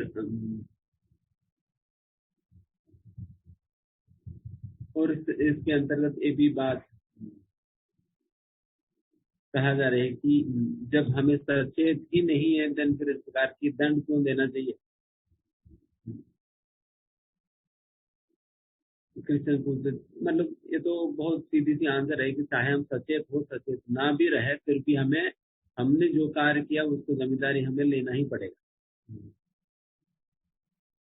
आप कभी मर्डर किया, फिर कुछ समय के बाद जब कोर्ट में प्रोड्यूस की गए हैं, देन आप कह देंगे कि जज साहब मैं तो भूल गया, उसी समय मैं तो भूल गया। अरे तुम भूल गया तो क्या मतलब है, फिर भी दंड भोगना ही होगा, फिर भी दंड भोगना पड़ेगा। भूलना कोई बहाना नहीं बनता है। उसी प्रकार से अगर किसी को पिछले जीवन में किया हुआ कार्यों की स्मरण नहीं भी है, फिर भी जिम्मेदारी उठाना पड़ेगा, तभी व्यक्ति अपना सीखेगा। नहीं, मुझे अभी आगे सही प्रकार से मुझे व्यवहार करनी चाहिए ताकि मेरा आगे का जीवन ठीक ठाक रहे, नहीं तो उल्टा सीधा कार्य करता रहे।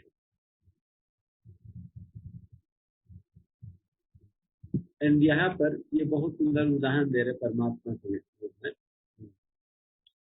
इस प्रकार से आप सुबह के समय अगर 10 गड्ढे आप पानी से भरे आप बाहर रख दीजिए, दिन में हो रात को हो, रात को आप रख देंगे तो देन आप देखेंगे कि हर गड्ढे में चंद्रमा की प्रतिबिंब आपको दिखाई पड़ती, हर गड्ढे में दिखाई पड़ती है ना।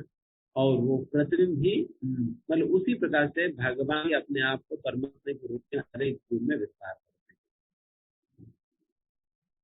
सुंदर उदाहरण है।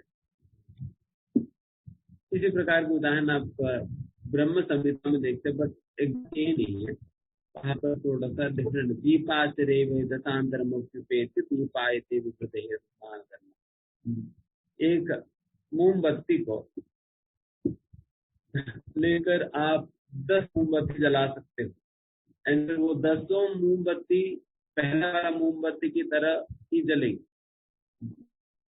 But at the same time original तो ओरिजिनल है ही नहीं। उसी प्रकार से भगवान कृष्ण से अनेकों मोमबत्तियां जलाई गई है, मतलब अनेक यहाँ पर परमात्मा। ठीक है, 20th श्लोक पढ़कर हम आज का समाप्त करें। अथवा बहुनेतेन किं नातेन तवार्जुन जिस्तव्याहमिदं कृष्णम् एकांतेन स्थितो जगत्।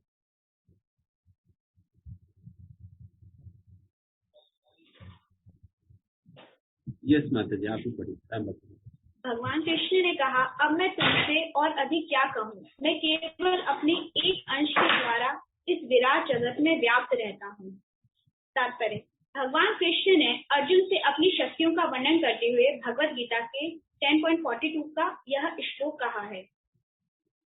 हाँ, ये भगवद गीता का ही श्लोक है। इस अंतर्गत भगवान अपने सारे विभूतियों के विषय में वर्णन करने के उपरांत भगवान सिंपली ये भी बात कहते थे कि मैं इतना क्या क्या बताते जाऊं, एक बात में मैं सारा कुछ खत्म कर देता हूँ। यही है कि मेरा एक शक्ति का बिल्कुल एक अंश से ही सारा जगत चलता है। बस इसी से समझ लेना मेरा शक्ति कितना है। प्रभुपाद जी विभूति के विषय में बताते हुए प्रभुपाद जी कहते हैं, हालांकि भगवान तो सब कुछ है ही, बट फिर भी भगवान अपने आप को कुछ पर्टिकुलर चीजों से पहचान करते। जैसा भगवान कहते हैं कि मैं पर्वतों में हिमालय हूँ। इसका मतलब बाकी पर्वत भगवान नहीं करके नहीं, बल्कि उससे भगवान की विभूतियों की एक अंदाजा लगा सकता है, बस और कुछ नहीं। बट बाकी पर्वत भी भगवान ही तो है, क्योंकि इस जगत में भगवान के सिवा और कुछ है ही नहीं। भगवान के सिवा इस जगत के अंतर्गत कुछ है ही नहीं, सब कुछ भगवान का ही शक्ति का विस्तार है। और हमने कहा भगवान की शक्ति और भगवान अभिन्न है। तो उस प्रकार से देखा जाए इस जगत के अंतर्गत भगवान से के सिवा और कुछ है ही नहीं। इसलिए शुद्ध भक्त जब इस ऑल्दो वो हमारे ही तरह बहुत साधारण रूप से विचरण करता है, फिर भी उन्हें हर जगह भगवान को ही देखते हैं। बिकॉज वो हर चीज के पीछे या हर चीज में कैसे भगवान बाप है, वो इसको पहचानता है। He'll be able to perceive the presence of Krishna in everything, how Krishna is all pervading। तो उस प्रकार के अंडरस्टैंडिंग के साथ इस दुनिया को देखने के कारण उनको हर जगह भगवान दिखाई देता। ठीक है, फिर यहाँ पर समाप्त करते। किसी कोई प्रश्न है तो पूछिए। हरे कृष्ण प्रभु, मेरा प्रश्न है। यस प्रभु, जैसा अभी लॉकडाउन चल रहा है, हम लोग घरों में भी हैं, तो मतलब अभी समय घर पे रहते हुए कैसे बेस्ट यूटिलाइजेशन कर सकते हैं, नहीं अपने भक्तिमय जीवन को और कैसे थोड़ा सा और भी स्ट्रॉन्ग कर सकते हैं, क्योंकि एक अच्छा मौका हमारे पास है, घर में है लॉकडाउन पे, तो उसका क्या हमें शेड्यूलिंग किस तरह करना चाहिए कि इसका सबसे अच्छा फायदा उठा पाए। देखिए, भागवतम की 11वें स्कंद में एक जगह पर यही बात कहते, रूप गोस्वामी भी कहते हैं कि हमें मृत्यु को देखना चाहिए। अगर मान लो कि कल आपको मरना है, देन आज क्या करोगे बताइए। कल आपको मरना है, देन आज क्या करेंगे। तो जी कल मुझे मरना है, देन आज मैं डॉक्टर के पास बात करूँ।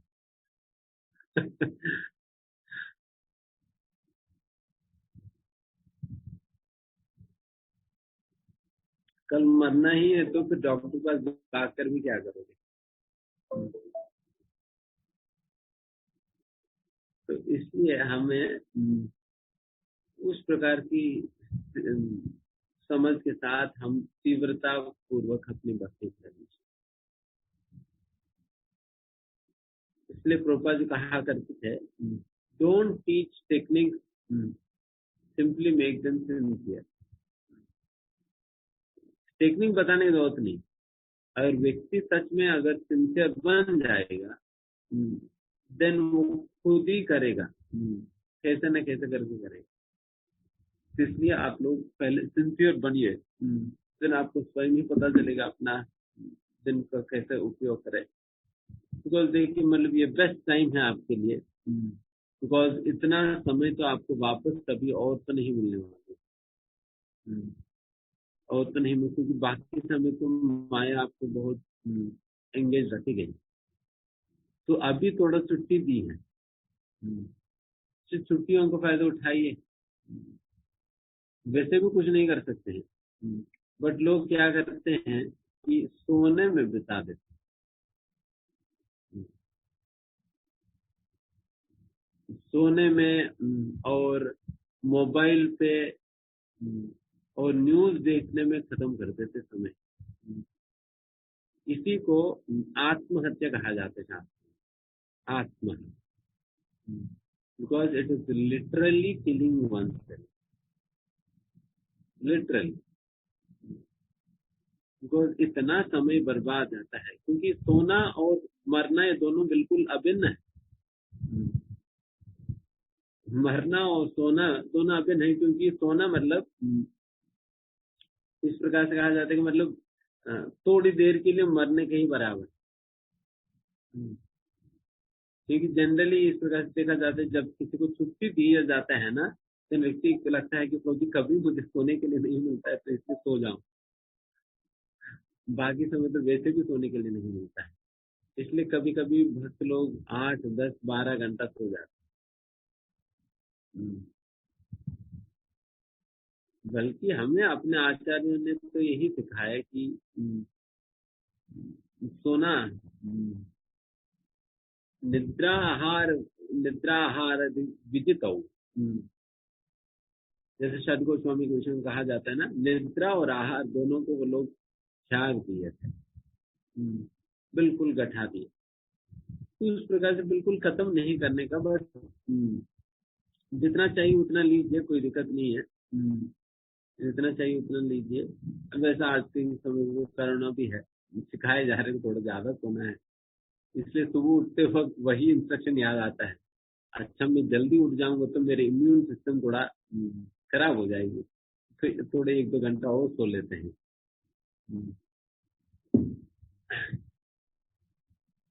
इसी प्रकार से लोगों को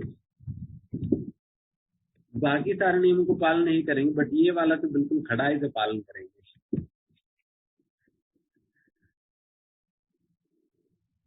तो एक तो ये है, एंड 2 चीजों पे अच्छा से ध्यान देनी चाहिए। तो नाम जप को इम्प्रूव करने के लिए, एंड दूसरा शास्त्रों का अध्ययन करना। अभी जितना फ्री माइंड के साथ आप शास्त्रों का अध्ययन कर सकते हो, बाद में इतना होता नहीं। इसलिए जब भी जितना भी समय मिले आप शास्त्रों का अध्ययन करें। जिनको पढ़ने की इच्छा नहीं हो रही वो सुने, जिनको पढ़ने की इच्छा नहीं हो रही सुनिए अच्छा से। अगर तत्व सुनने की इच्छा नहीं हो रही तो कथा सुनिए, बट कुछ तो सुनिए। बट समझ में नहीं भी आ रहे फिर भी सुनिए। प्रभुपाद जी एक प्रवचन में हम सुनने थे, उसमें प्रभुपाद बताते हैं कि it is not a matter of understanding, it is a process of hearing. वो समझने वाली बात नहीं है, सुनना ही तरीका है। चाहे आपको समझ में आए, नहीं भी समझ में आए, फिर भी काम करेंगे केवल सुनते रहने से। इसलिए जो श्रीमद् भागवतम के श्लोक है, चाहे हमें नहीं भी समझ में आने पर भी जब हम सुनते रहेंगे, देन उसकी असर हमारे ऊपर पड़ेगी। क्योंकि शास्त्रों में श्रवण करने की बहुत महत्व के विषय में हमें समझाएंगे, श्रवण करने के विषय में। इसलिए सुनिएगा, ये 3 चीजें आप अच्छा से करिए, देन आप निश्चित रूप से आपका काफी आध्यात्मिक प्रगति हो पाएगी।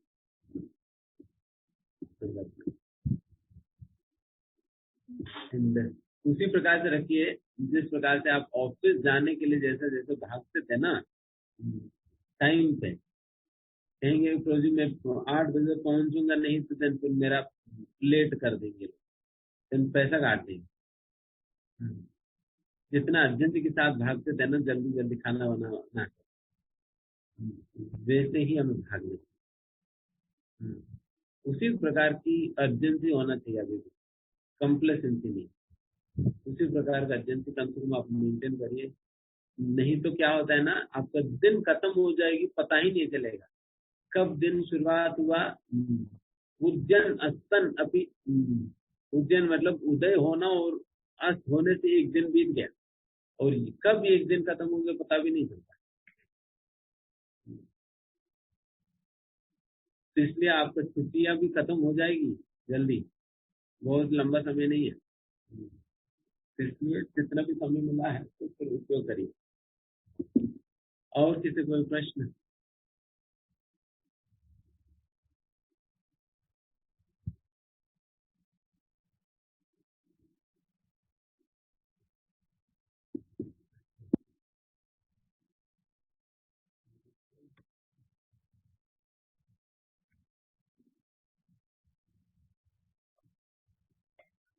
हरे कृष्ण प्रभु जी। हाँ, श्याम वाले।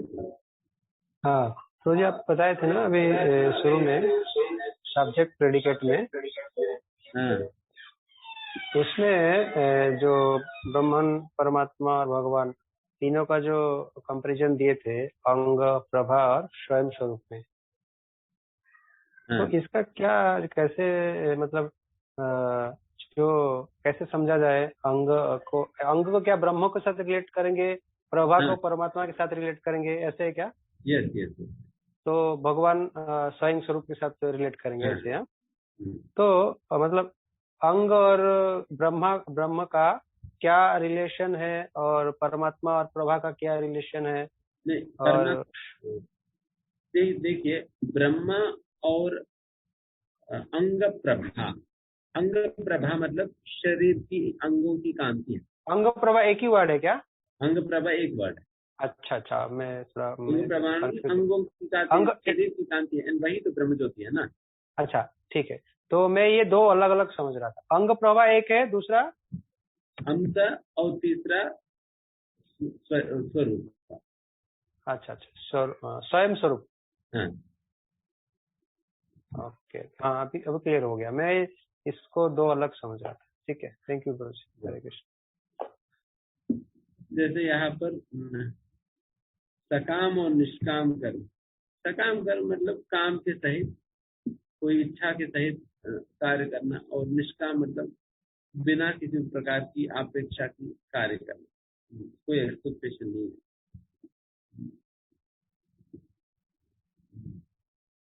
जैसा मान लीजिए कोई मंदिर में सेवा करने आए हैं, जिन्होंने कहे कि प्रभु जी मैं वैसे सेवा नहीं कर पाऊंगा, मुझे कुछ सैलरी दें। देन फिर उनको हम सेवा देंगे और सैलरी भी देंगे, क्योंकि प्रभु जी हम इतना सैलरी दे सकते नहीं। तो फिर ये क्या सा काम करेंगे? मतलब जब भगवान की सेवा में करते सकाम कर्मयोग हो गया, सकाम भक्ति कहा जाता है। और निष्काम का मतलब यह है कि अगर मतलब कोई आए हैं, फिर वो उससे कहते हैं प्रभु जी मैं खाना बनाने में मैं बिल्कुल एक्सपर्ट हूँ, मैं खाना बनाता हूँ। फिर हम पूछेंगे प्रभु जी आप कितना लोगे? ओके, नहीं प्रभु जी मैं कुछ नहीं लूंगा, मैं वैसे कर। तो ये निष्काम अगर उस व्यक्ति को कहो कि प्रभु जी जो है ना हमारे पास कुक तो पर्याप्त है, बर्तन धोने वाला नहीं, तो बर्तन धो दो। ओके, नहीं प्रभु जी मैं तो कुछ नहीं कर सकता और कुछ नहीं कर सकता। निष्काम। फिर भक्ति क्या है? भक्ति है कि अच्छा प्रभु जी आपको बर्तन धोना है, ठीक है मैं बर्तन भी धो लूँ, कोई दिक्कत नहीं, इतना आता नहीं बट फिर भी मैं धो लेता, मैं करूँगा। तो ये भक्ति है, समझ है? यस, रुक्मिणी द्वारका। हरे कृष्ण प्रणाम प्रभु। हाँ, हरे कृष्ण प्रभु। आपको आवाज आ रही है प्रभु? हाँ यस प्रभु। मुझे श्लोक नंबर जो 9 है उसमें लिखा हुआ है कि Shri Krishna is the source of ब्रह्मण, परमात्मा, भगवान। सो भगवान है श्री कृष्ण मीन्स सेम, तो वो कैसे सोर्स होगा प्रभु, ये थोड़े समझ में नहीं आया। तो दूसरा पॉइंट आपने बताया कि जैसे गॉड और भगवान वो सेम है, तो गॉड को यदि हम देखें, जैसे आपने डिफरेंस स्टेट किया था, उसको बताया था गॉड को कि जनरेटर, ऑपरेटर, डिस्ट्रॉयर, तो जो भगवान का जो पुरुष जो गुणोत्तार है उसमें आता है ये सारा। तो फिर भगवान तो डिफरेंट होगा, क्योंकि वो तो उनका हायरार्की में देखेंगे वो तो क्षीरोदक्षाय विष्णु काफी नीचे ही आते हैं। तो और फिर वो तीसरा मुझको एक और पॉइंट है, ये श्लोक नंबर में है 18 में, तो उसमें लिखा है कि ये तीनों पुरुष भौतिक जगत के व्यापारों का निर्देशन करते हैं। लेकिन जो भौतिक जगत में तो केवल गर्भोदक्षाय विष्णु, क्षीरोदक्षाय विष्णु है, जो महाविष्णु है वो तो भौतिक जगत में आते नहीं। तो फिर भौतिक जगत का कैसे निर्देशन करते, तो वो समझ में नहीं आया, प्लीज समझा देंगे। 3 क्वेश्चन। पहला प्रश्न बताइए, एक ही प्रश्न। तो पहला क्वेश्चन है कि Krishna is the source of Brahman परमात्मा भगवान, सो कृष्ण हिमसेल्फ इज भगवान, so means Krishna is the source of Krishna. तो इससे तो ऐसे फिर कैसे समझ नहीं आया। देखिए, मतलब वैसे कहने के लिए कहे थे कि इस प्रकार से source of all the 3 features, source of all the 3 features है, बट कृष्ण ही तो भगवान है। जैसा यहाँ पर कृष्ण को तीनों का स्रोत कहा जा रहा है, कृष्ण भगवान भी तो है ही। या दूसरे वजह में कहा जाए, भगवान का स्रोत कौन है? भगवान ही है, और कोई स्रोत तो हो ही नहीं सकते, कोई और स्रोत नहीं बन सकते, भगवान का स्रोत भगवान ही है। यहाँ पर बात क्लियर ही है ना। तो प्रभु जी, भगवान जो विष्णु को भी कहीं भगवान बोल सकते हैं, तो उस सेंस में भी कहीं ऐसा दिया जा सकता है क्या? विष्णु को भी, जैसे विष्णु जो भगवान के एक्सटेंशन विष्णु है, तो उनको भी मतलब भगवान कह के, तो वो भी वहां पे भी ऐसा बोला जा सकता है कि ब्रह्मन परमात्मा भगवान, उस सेंस में भी भगवान बोल सकते हैं। जहां भी भगवान वर्ड आएगा, it indicates only Krishna.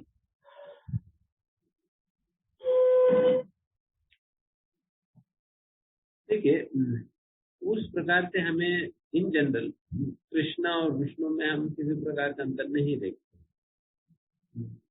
But functionality की अंतर है, बट वैसे का अंतर नहीं देखते। उस प्रकार से देखा जाए तो यहाँ पर भगवान विष्णु को भी सूचित करती है, कृष्ण को भी सूचित करती है। प्रभु, सेकंड क्वेश्चन आपने जो गॉड और भगवान को जो उसका जो एक्सप्लेन किया था, आपने बताया था कि दोनों सेम ही है, तो उनको वो कैसे, ठीक है, यदि हम इसको जो चैतन्य महाप्रभु का फिलॉसफी एक्शन भेद अभेद तत्व उसके देखें तो सेम है, लेकिन यदि हम उनको और डीप जाएंगे तत्व की दृष्टि से, तो फिर तो डिफरेंस हो जाएगा। क्योंकि जो गॉड का जो जैसे डिफाइन करते हैं और जो भगवान को डिफाइन करते हैं, तो वो तो हायरार्की से, यदि हम हायरार्की पॉइंट ऑफ व्यू से देखें, वो तो मतलब डिफरेंस डिटेल में जाकर आप देखेंगे तो डेफिनेटली उस प्रकार के हायरार्की में आप देखेंगे कैसा कृष्ण पहले आते हैं, देन फिर उसके बाद विष्णु आते हैं। बट फिर भी हम ऑल्दो हायरार्की में डाउन द लाइन विष्णु आते हैं, बट फिर भी उन दोनों में ऐसा नहीं कि विष्णु में षडैश्वर्य की कमी है, नहीं, कृष्ण के पास 10 रुपए ज्यादा है और विष्णु के पास 10 रुपए कम है, ऐसा नहीं है, बल्कि विष्णु भी षडैश्वर्य पूर्ण है। षडैश्वर्य पूर्ण भगवान का मतलब यही हुआ ना, षडैश्वर्य पूर्ण होने की। विष्णु भी षडैश्वर्य पूर्ण है और कृष्ण भी षडैश्वर्य पूर्ण है, बट अंतर उनकी व्यवहार की बात में आता है, उनके रेसिप्रोकेशन में, उनकी फंक्शनैलिटी में उस प्रकार के अंतर है, एंड उसी प्रकार से डिफरेंशिएट किया जाएगा और कुछ। Thank you Prabhu. Prabhu, one more point, इसमें जो लास्ट का जो 18 श्लोक में है वो है कि ये तीनों पुरुष भौतिक जगत के व्यापारों का निर्देशन करते हैं, एक वन सेंटेंस। तो प्रभु यहाँ पे जो भगवान का जो विष्णु है, महाविष्णु, गर्भोदक्षाय विष्णु, क्षीरोदक्षाय विष्णु, तो केवल गर्भोदक्षाय विष्णु और क्षीरोदक्षाय विष्णु इस भौतिक जगत में प्रवेश करते हैं, एंट्री करते हैं, बाकी महाविष्णु तो इस मैटेरियल वर्ल्ड को टच भी नहीं करते। तो फिर वो निर्देशन तो गर्भोदक्षाय विष्णु, क्षीरोदक्षाय विष्णु के थ्रू होगा, या फिर महाविष्णु भी उनका निर्देशन करेंगे? देखिए, यहाँ पर अल्टीमेटली सारा ब्रह्मांड निकले तो जब सृष्टि, जैसे सृष्टि, स्थिति, प्रलय, 3 चीजें ना, क्रिएशन, मेंटेनेंस और डिस्ट्रक्शन, तो क्रिएशन में तो महाविष्णु का तो भाग है ही ना, क्रिएशन में महाविष्णु का भाग है ही, बट डेफिनेटली मेंटेनेंस, जब कोई ब्रह्मांड की मेंटेनेंस की बात आता है, एंड गर्भोदक विष्णु, क्षीरोदक विष्णु कौन है? महाविष्णु का ही विस्तार तो गर्भोदक विष्णु। इसलिए चाहे गर्भोदक विष्णु कर रहे कहिए या महाविष्णु कर रहे करके कहिए की बात हुआ ना, बिकॉज उन्हीं का ही तो विस्तार है। गर्भोदक तो विष्णु, क्षीरोदक विष्णु, गर्भोदक विष्णु का विस्तार, एंड क्षीरोदक विष्णु ही तो सारा मेंटेनेंस की काम सारा कुछ वही तो देखते हैं। तो प्रभु इस तरह का तो ये जनरल स्टेटमेंट हो गया ना, यदि हम इसको डिटेल में जाएंगे तो डिफरेंस हो जाएगा। हाँ देखिए, मतलब वही एक स्टेटमेंट होता है, देन फिर उसको विस्तार रूप से जब समझने वाली बात आता है, देन फिर वो डिटेल्स आने लगती है। तो प्रभु जी इसका जो डिटेल में आगे जो 5th चैप्टर आएगा तो उसमें हम डिटेल में पढ़ेंगे ना? हाँ डिटेल में आएंगे ना, जैसा हम श्रीमद् भागवतम वर्णन करते वक्त वहां पर हमने पुरुषावतार के विषय में काफी डिटेल में हमने वहां पर चर्चा किया है। तो हमने तो क्या पोजीशन है, क्या काम है। Unfortunately, I could not attend those classes, so that's why I'm a bit confused. वहां पर अच्छा से हम लोग चर्चा किए थे, आप कभी सुन सकते हैं। थैंक हरे कृष्ण प्रभु। हरे कृष्ण प्रभु जी। प्रभु जी कहीं पर मतलब जैसे मैंने एक लेक्चर सुना था तो उसमें प्रभु जी बोल रहे थे कि हमें अभी से ही प्रैक्टिस करना है कि भगवान की सेवा कैसे करनी है, तो हमें सारी चीजों को अच्छे तरीके से सीखना चाहिए, डीटी वर्शिपिंग को भी, या हर प्रकार की सेवा हमें अच्छे से आनी चाहिए। ऐसा थोड़ी होगा कि मतलब वो ऐसी, मतलब पता नहीं मुझे वो मजाक में बोल रहे थे या सीरियसली बोल रहे थे। उन्होंने बोला कि ऐसा थोड़ी होगा कि वहां पर आपको सेवा दी गई कि चमर डुलाना है तो आप उसमें कंफ्यूज हो रहे हैं कितनी देर तक डुलाना है या क्या करना है, या पानी लेके अगर भगवान को प्यास लगी है तो आप उनसे पूछ रहे गर्म लाऊं या ठंडा लाऊं या इसमें लेके आऊं या ऐसे। तो कहीं पर किसी शास्त्र में यह वर्णन है कि जो व्यक्ति मतलब जो जीवात्मा मुक्त होकर के वैकुंठ लोक या उच्च लोकों में जाते हैं, गोलोक वृंदावन में, या इस प्रकार से जिन्हें धाम की प्राप्ति होती है, तो वहां पर एक्चुअली क्या सेवा करनी होती है? क्योंकि अभी आपने ये भी बताया कि वहां पर तो सब कुछ एब्सोल्यूट है, जैसे अगर आप पानी बोलेंगे तो प्यास मिट जाएगी आपकी करके, तो वहां पर फिर मतलब सेवाएं किस प्रकार से होती होंगी एक्चुअली? मतलब ऐसा कुछ वर्णन है या मतलब पता नहीं। हाँ देखिए, वहां पर सेवाएं, देखिए वहां भगवान को जरूरत तो नहीं है, वहां पर सब कुछ एब्सोल्यूट है, बट फिर भी वहां पर सेवा करने के लिए सेवा करते हैं, सेवा करने के लिए सेवा करते हैं। आप कल्पवृक्ष के नीचे आप खड़े होकर जो कुछ भी मांगोगे सारा कुछ मिल जाएगा। जो जो चीजें आपको भूख लगानी, जैसे आप कहेंगे कि अच्छा मुझे खीर, गुलाब जामुन, पुलाव, रोटी, सब्जी, ये सारा कुछ चाहिए, फिर सारा कुछ मिल गया, ठीक है मैं जाकर भोग लगा दूँ, फिर उसमें मजा नहीं आता। इसलिए राधा रानी स्वयं खाना पकाती है, और तो राधा रानी केवल संकल्प मात्र से सब कुछ प्रकट हो जाएगी, बट वैसा नहीं करती है, बल्कि खुद लगकर करती है, खुद लगकर बनाती है, ले जाती है, भगवान लाती है, तो उस प्रकार से होता है। और तो वहां पर सब कुछ एब्सोल्यूट है, बट फिर भी इस प्रकार की सेवा नहीं, सेवा छूट जाएगी। एंड भक्त को क्या है, भक्तों की आनंद क्या है? सेवा आनंद ही जो हमेशा रहता है वही भक्त है। एंड उस प्रकार की सेवा है तो निश्चित रूप से है ही। एंड उस प्रकार के वर्णन हमें जो अपने गोस्वामियों के द्वारा लिखी गई गोपनीय शास्त्रों के अंतर्गत वर्णन है, जैसा आपने सुना ही होगा किस प्रकार से राधा रानी फूल छोड़ने शयन करने जाती है कुसुम सरोवर पे। क्या राधा रानी केवल संकल्प करने मात्र से सारा फूल उनके पास नहीं आएगी? नहीं, आती है, बट फिर भी राधा रानी स्वयं चलकर जाएगी, कुसुम सरोवर पे खुद शयन करेगी, क्योंकि यही तो है। और तो एक बहुत अमीर परिवार में एक स्त्री के पास सैकड़ों सेवक, फिर भी स्त्री चाहती है कि मैं अपने बच्चे के लिए जो भी खाना मैं खुद बनाकर खिला, नौकर को नहीं देती, बाकी सारे नौकर को देगी, साफ सफाई का अगर देगी। जैसा उदाहरण के लिए आपको द्वारका में वहां पर हमारा भागवतम के अंतर्गत ये वर्णन है कि वहां पर वर्णन करते हैं कि ऑल्दो द्वारका की महलों में सैकड़ों की संख्या में सेवकें रहती, बट फिर भी रुक्मिणी मैया वो स्वयं भगवान की चामर बुलाती है, किसी को करने नहीं देती, और स्वयं भगवान की चरण दबाती है और स्वयं ऐसे सेवाएं करती है। Because this is the opulence of a devotee. हम क्यों अपने ऐश्वर्य को छोड़ दें? यही ऐश्वर्य है भक्तों की सेवा करने का मौका है। तो इसलिए इस प्रकार के वर्णन हमारे शास्त्रों में है, भागवतम में और इस प्रकार के अन्य ग्रंथों में भगवान की सेवा इस प्रकार से होता है करके।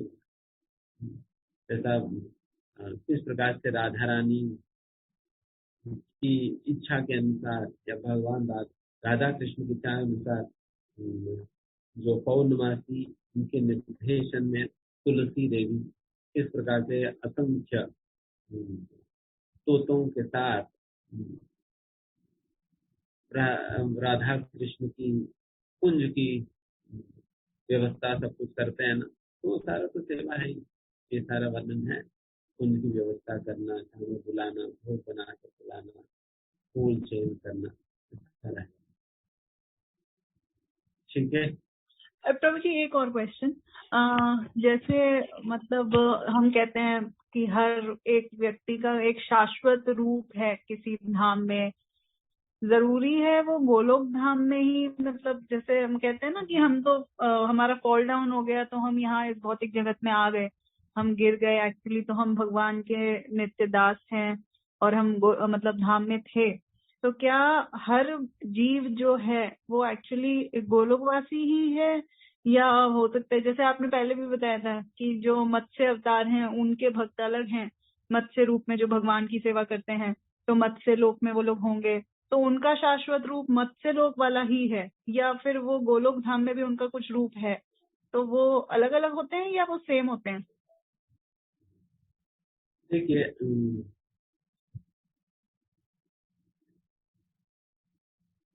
जैसा जो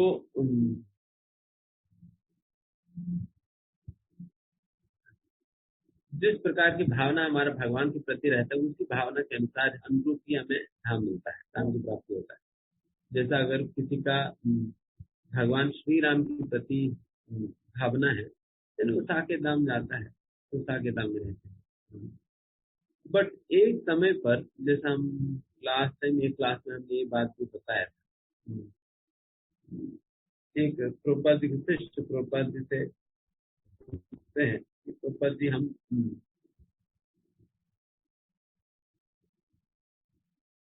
क्या हमें आप लेने वापस आओगे भौतिक दुनिया अगर हम नहीं जा पाए?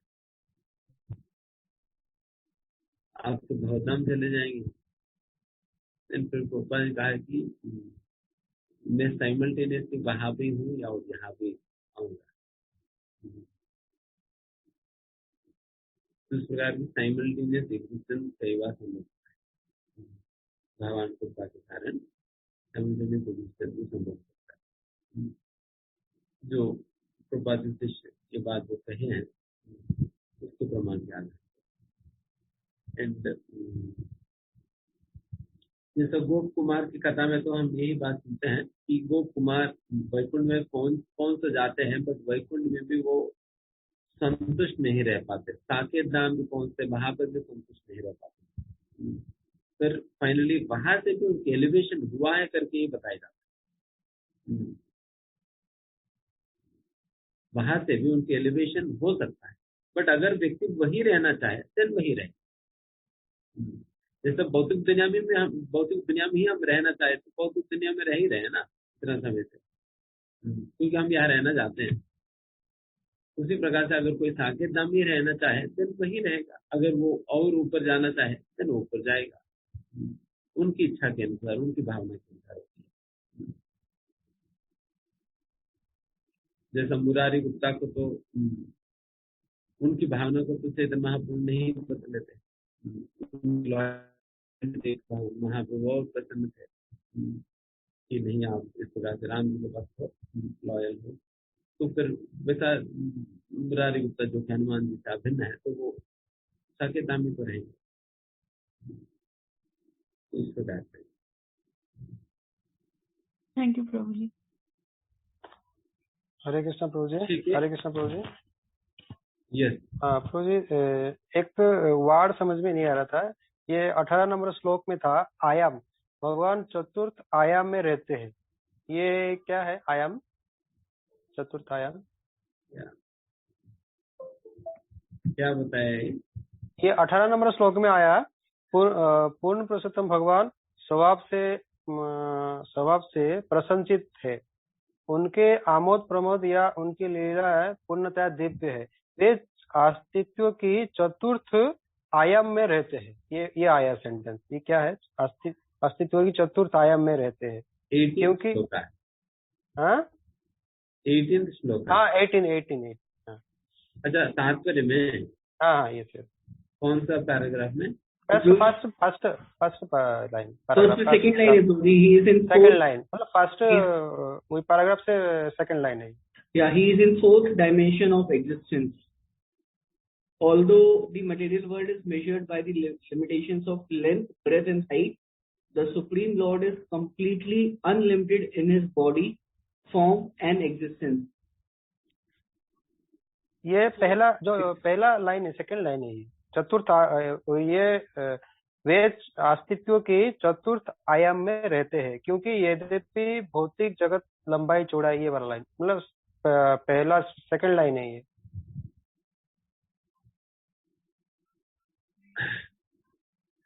अठारह नंबर श्लोक। He is in the fourth dimension of existence.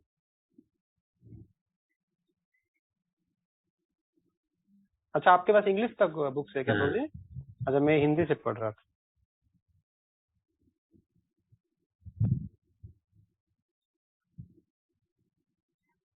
तो यहाँ पर वैसा इस प्रकार से समझाया जाता है कि जैसे भौतिक दुनिया के अंतर्गत जो कुछ भी हम देखते हैं, जनरल 3 डायमेंशनल चीजें ही हम देखते हैं। इसी का ही अनुभव है हमारे अनुभव में 3 डायमेंशनल चीजें ही। किसी वस्तु का हाइट होता है, लेंथ होता है, ब्रेथ होता है, 4th डायमेंशन कुछ होता नहीं। कई बार लोग 4th डायमेंशन के रूप में समय को जानते हैं, टाइम को स्केल मानते हैं, बट टाइम के अलावा भी यहाँ पर बात किया जा रहा है कि भगवान की एग्जिस्टेंस इन 3 डायमेंशनल एग्जिस्टेंस के परे है 4th डायमेंशन में। अच्छा, वो ये 4D होगा, चतुर्थ आयाम मतलब 4 डायमेंशन। अच्छा ठीक। अच्छा, डायमेंशन के इसके विषय में अब जैसा साइंस में भी कहा जाता है कि थ्योरी ऑफ रिलेटिविटी बताया जाता है कि 3 डायमेंशन के परे भी मल्टी डायमेंशनल एग्जिस्टेंस होता है, जिसका अनुभव साधारणतः लोगों को होता नहीं, और उस डायमेंशन में एग्जिस्टेंस संभव है करके साइंस में मानते हैं। भगवान कृपा यहाँ पर 4th डायमेंशन। और एक चीज है तो जी, जो आपने बोला मल्टी डायमेंशनल, ये शायद मोर देन 4, 5, 6 ये अनलिमिटेड ऐसे कुछ, मैंने एग्जैक्टली वो आ नहीं रहा है, मतलब अनलिमिटेड डायमेंशन ऐसे कुछ है, 8 डायमेंशन, 10 डायमेंशन, मोर देन मतलब नंबर्स ऑफ डायमेंशन, ऐसे मैंने सुना था मैंने। उस प्रकार से ठीक।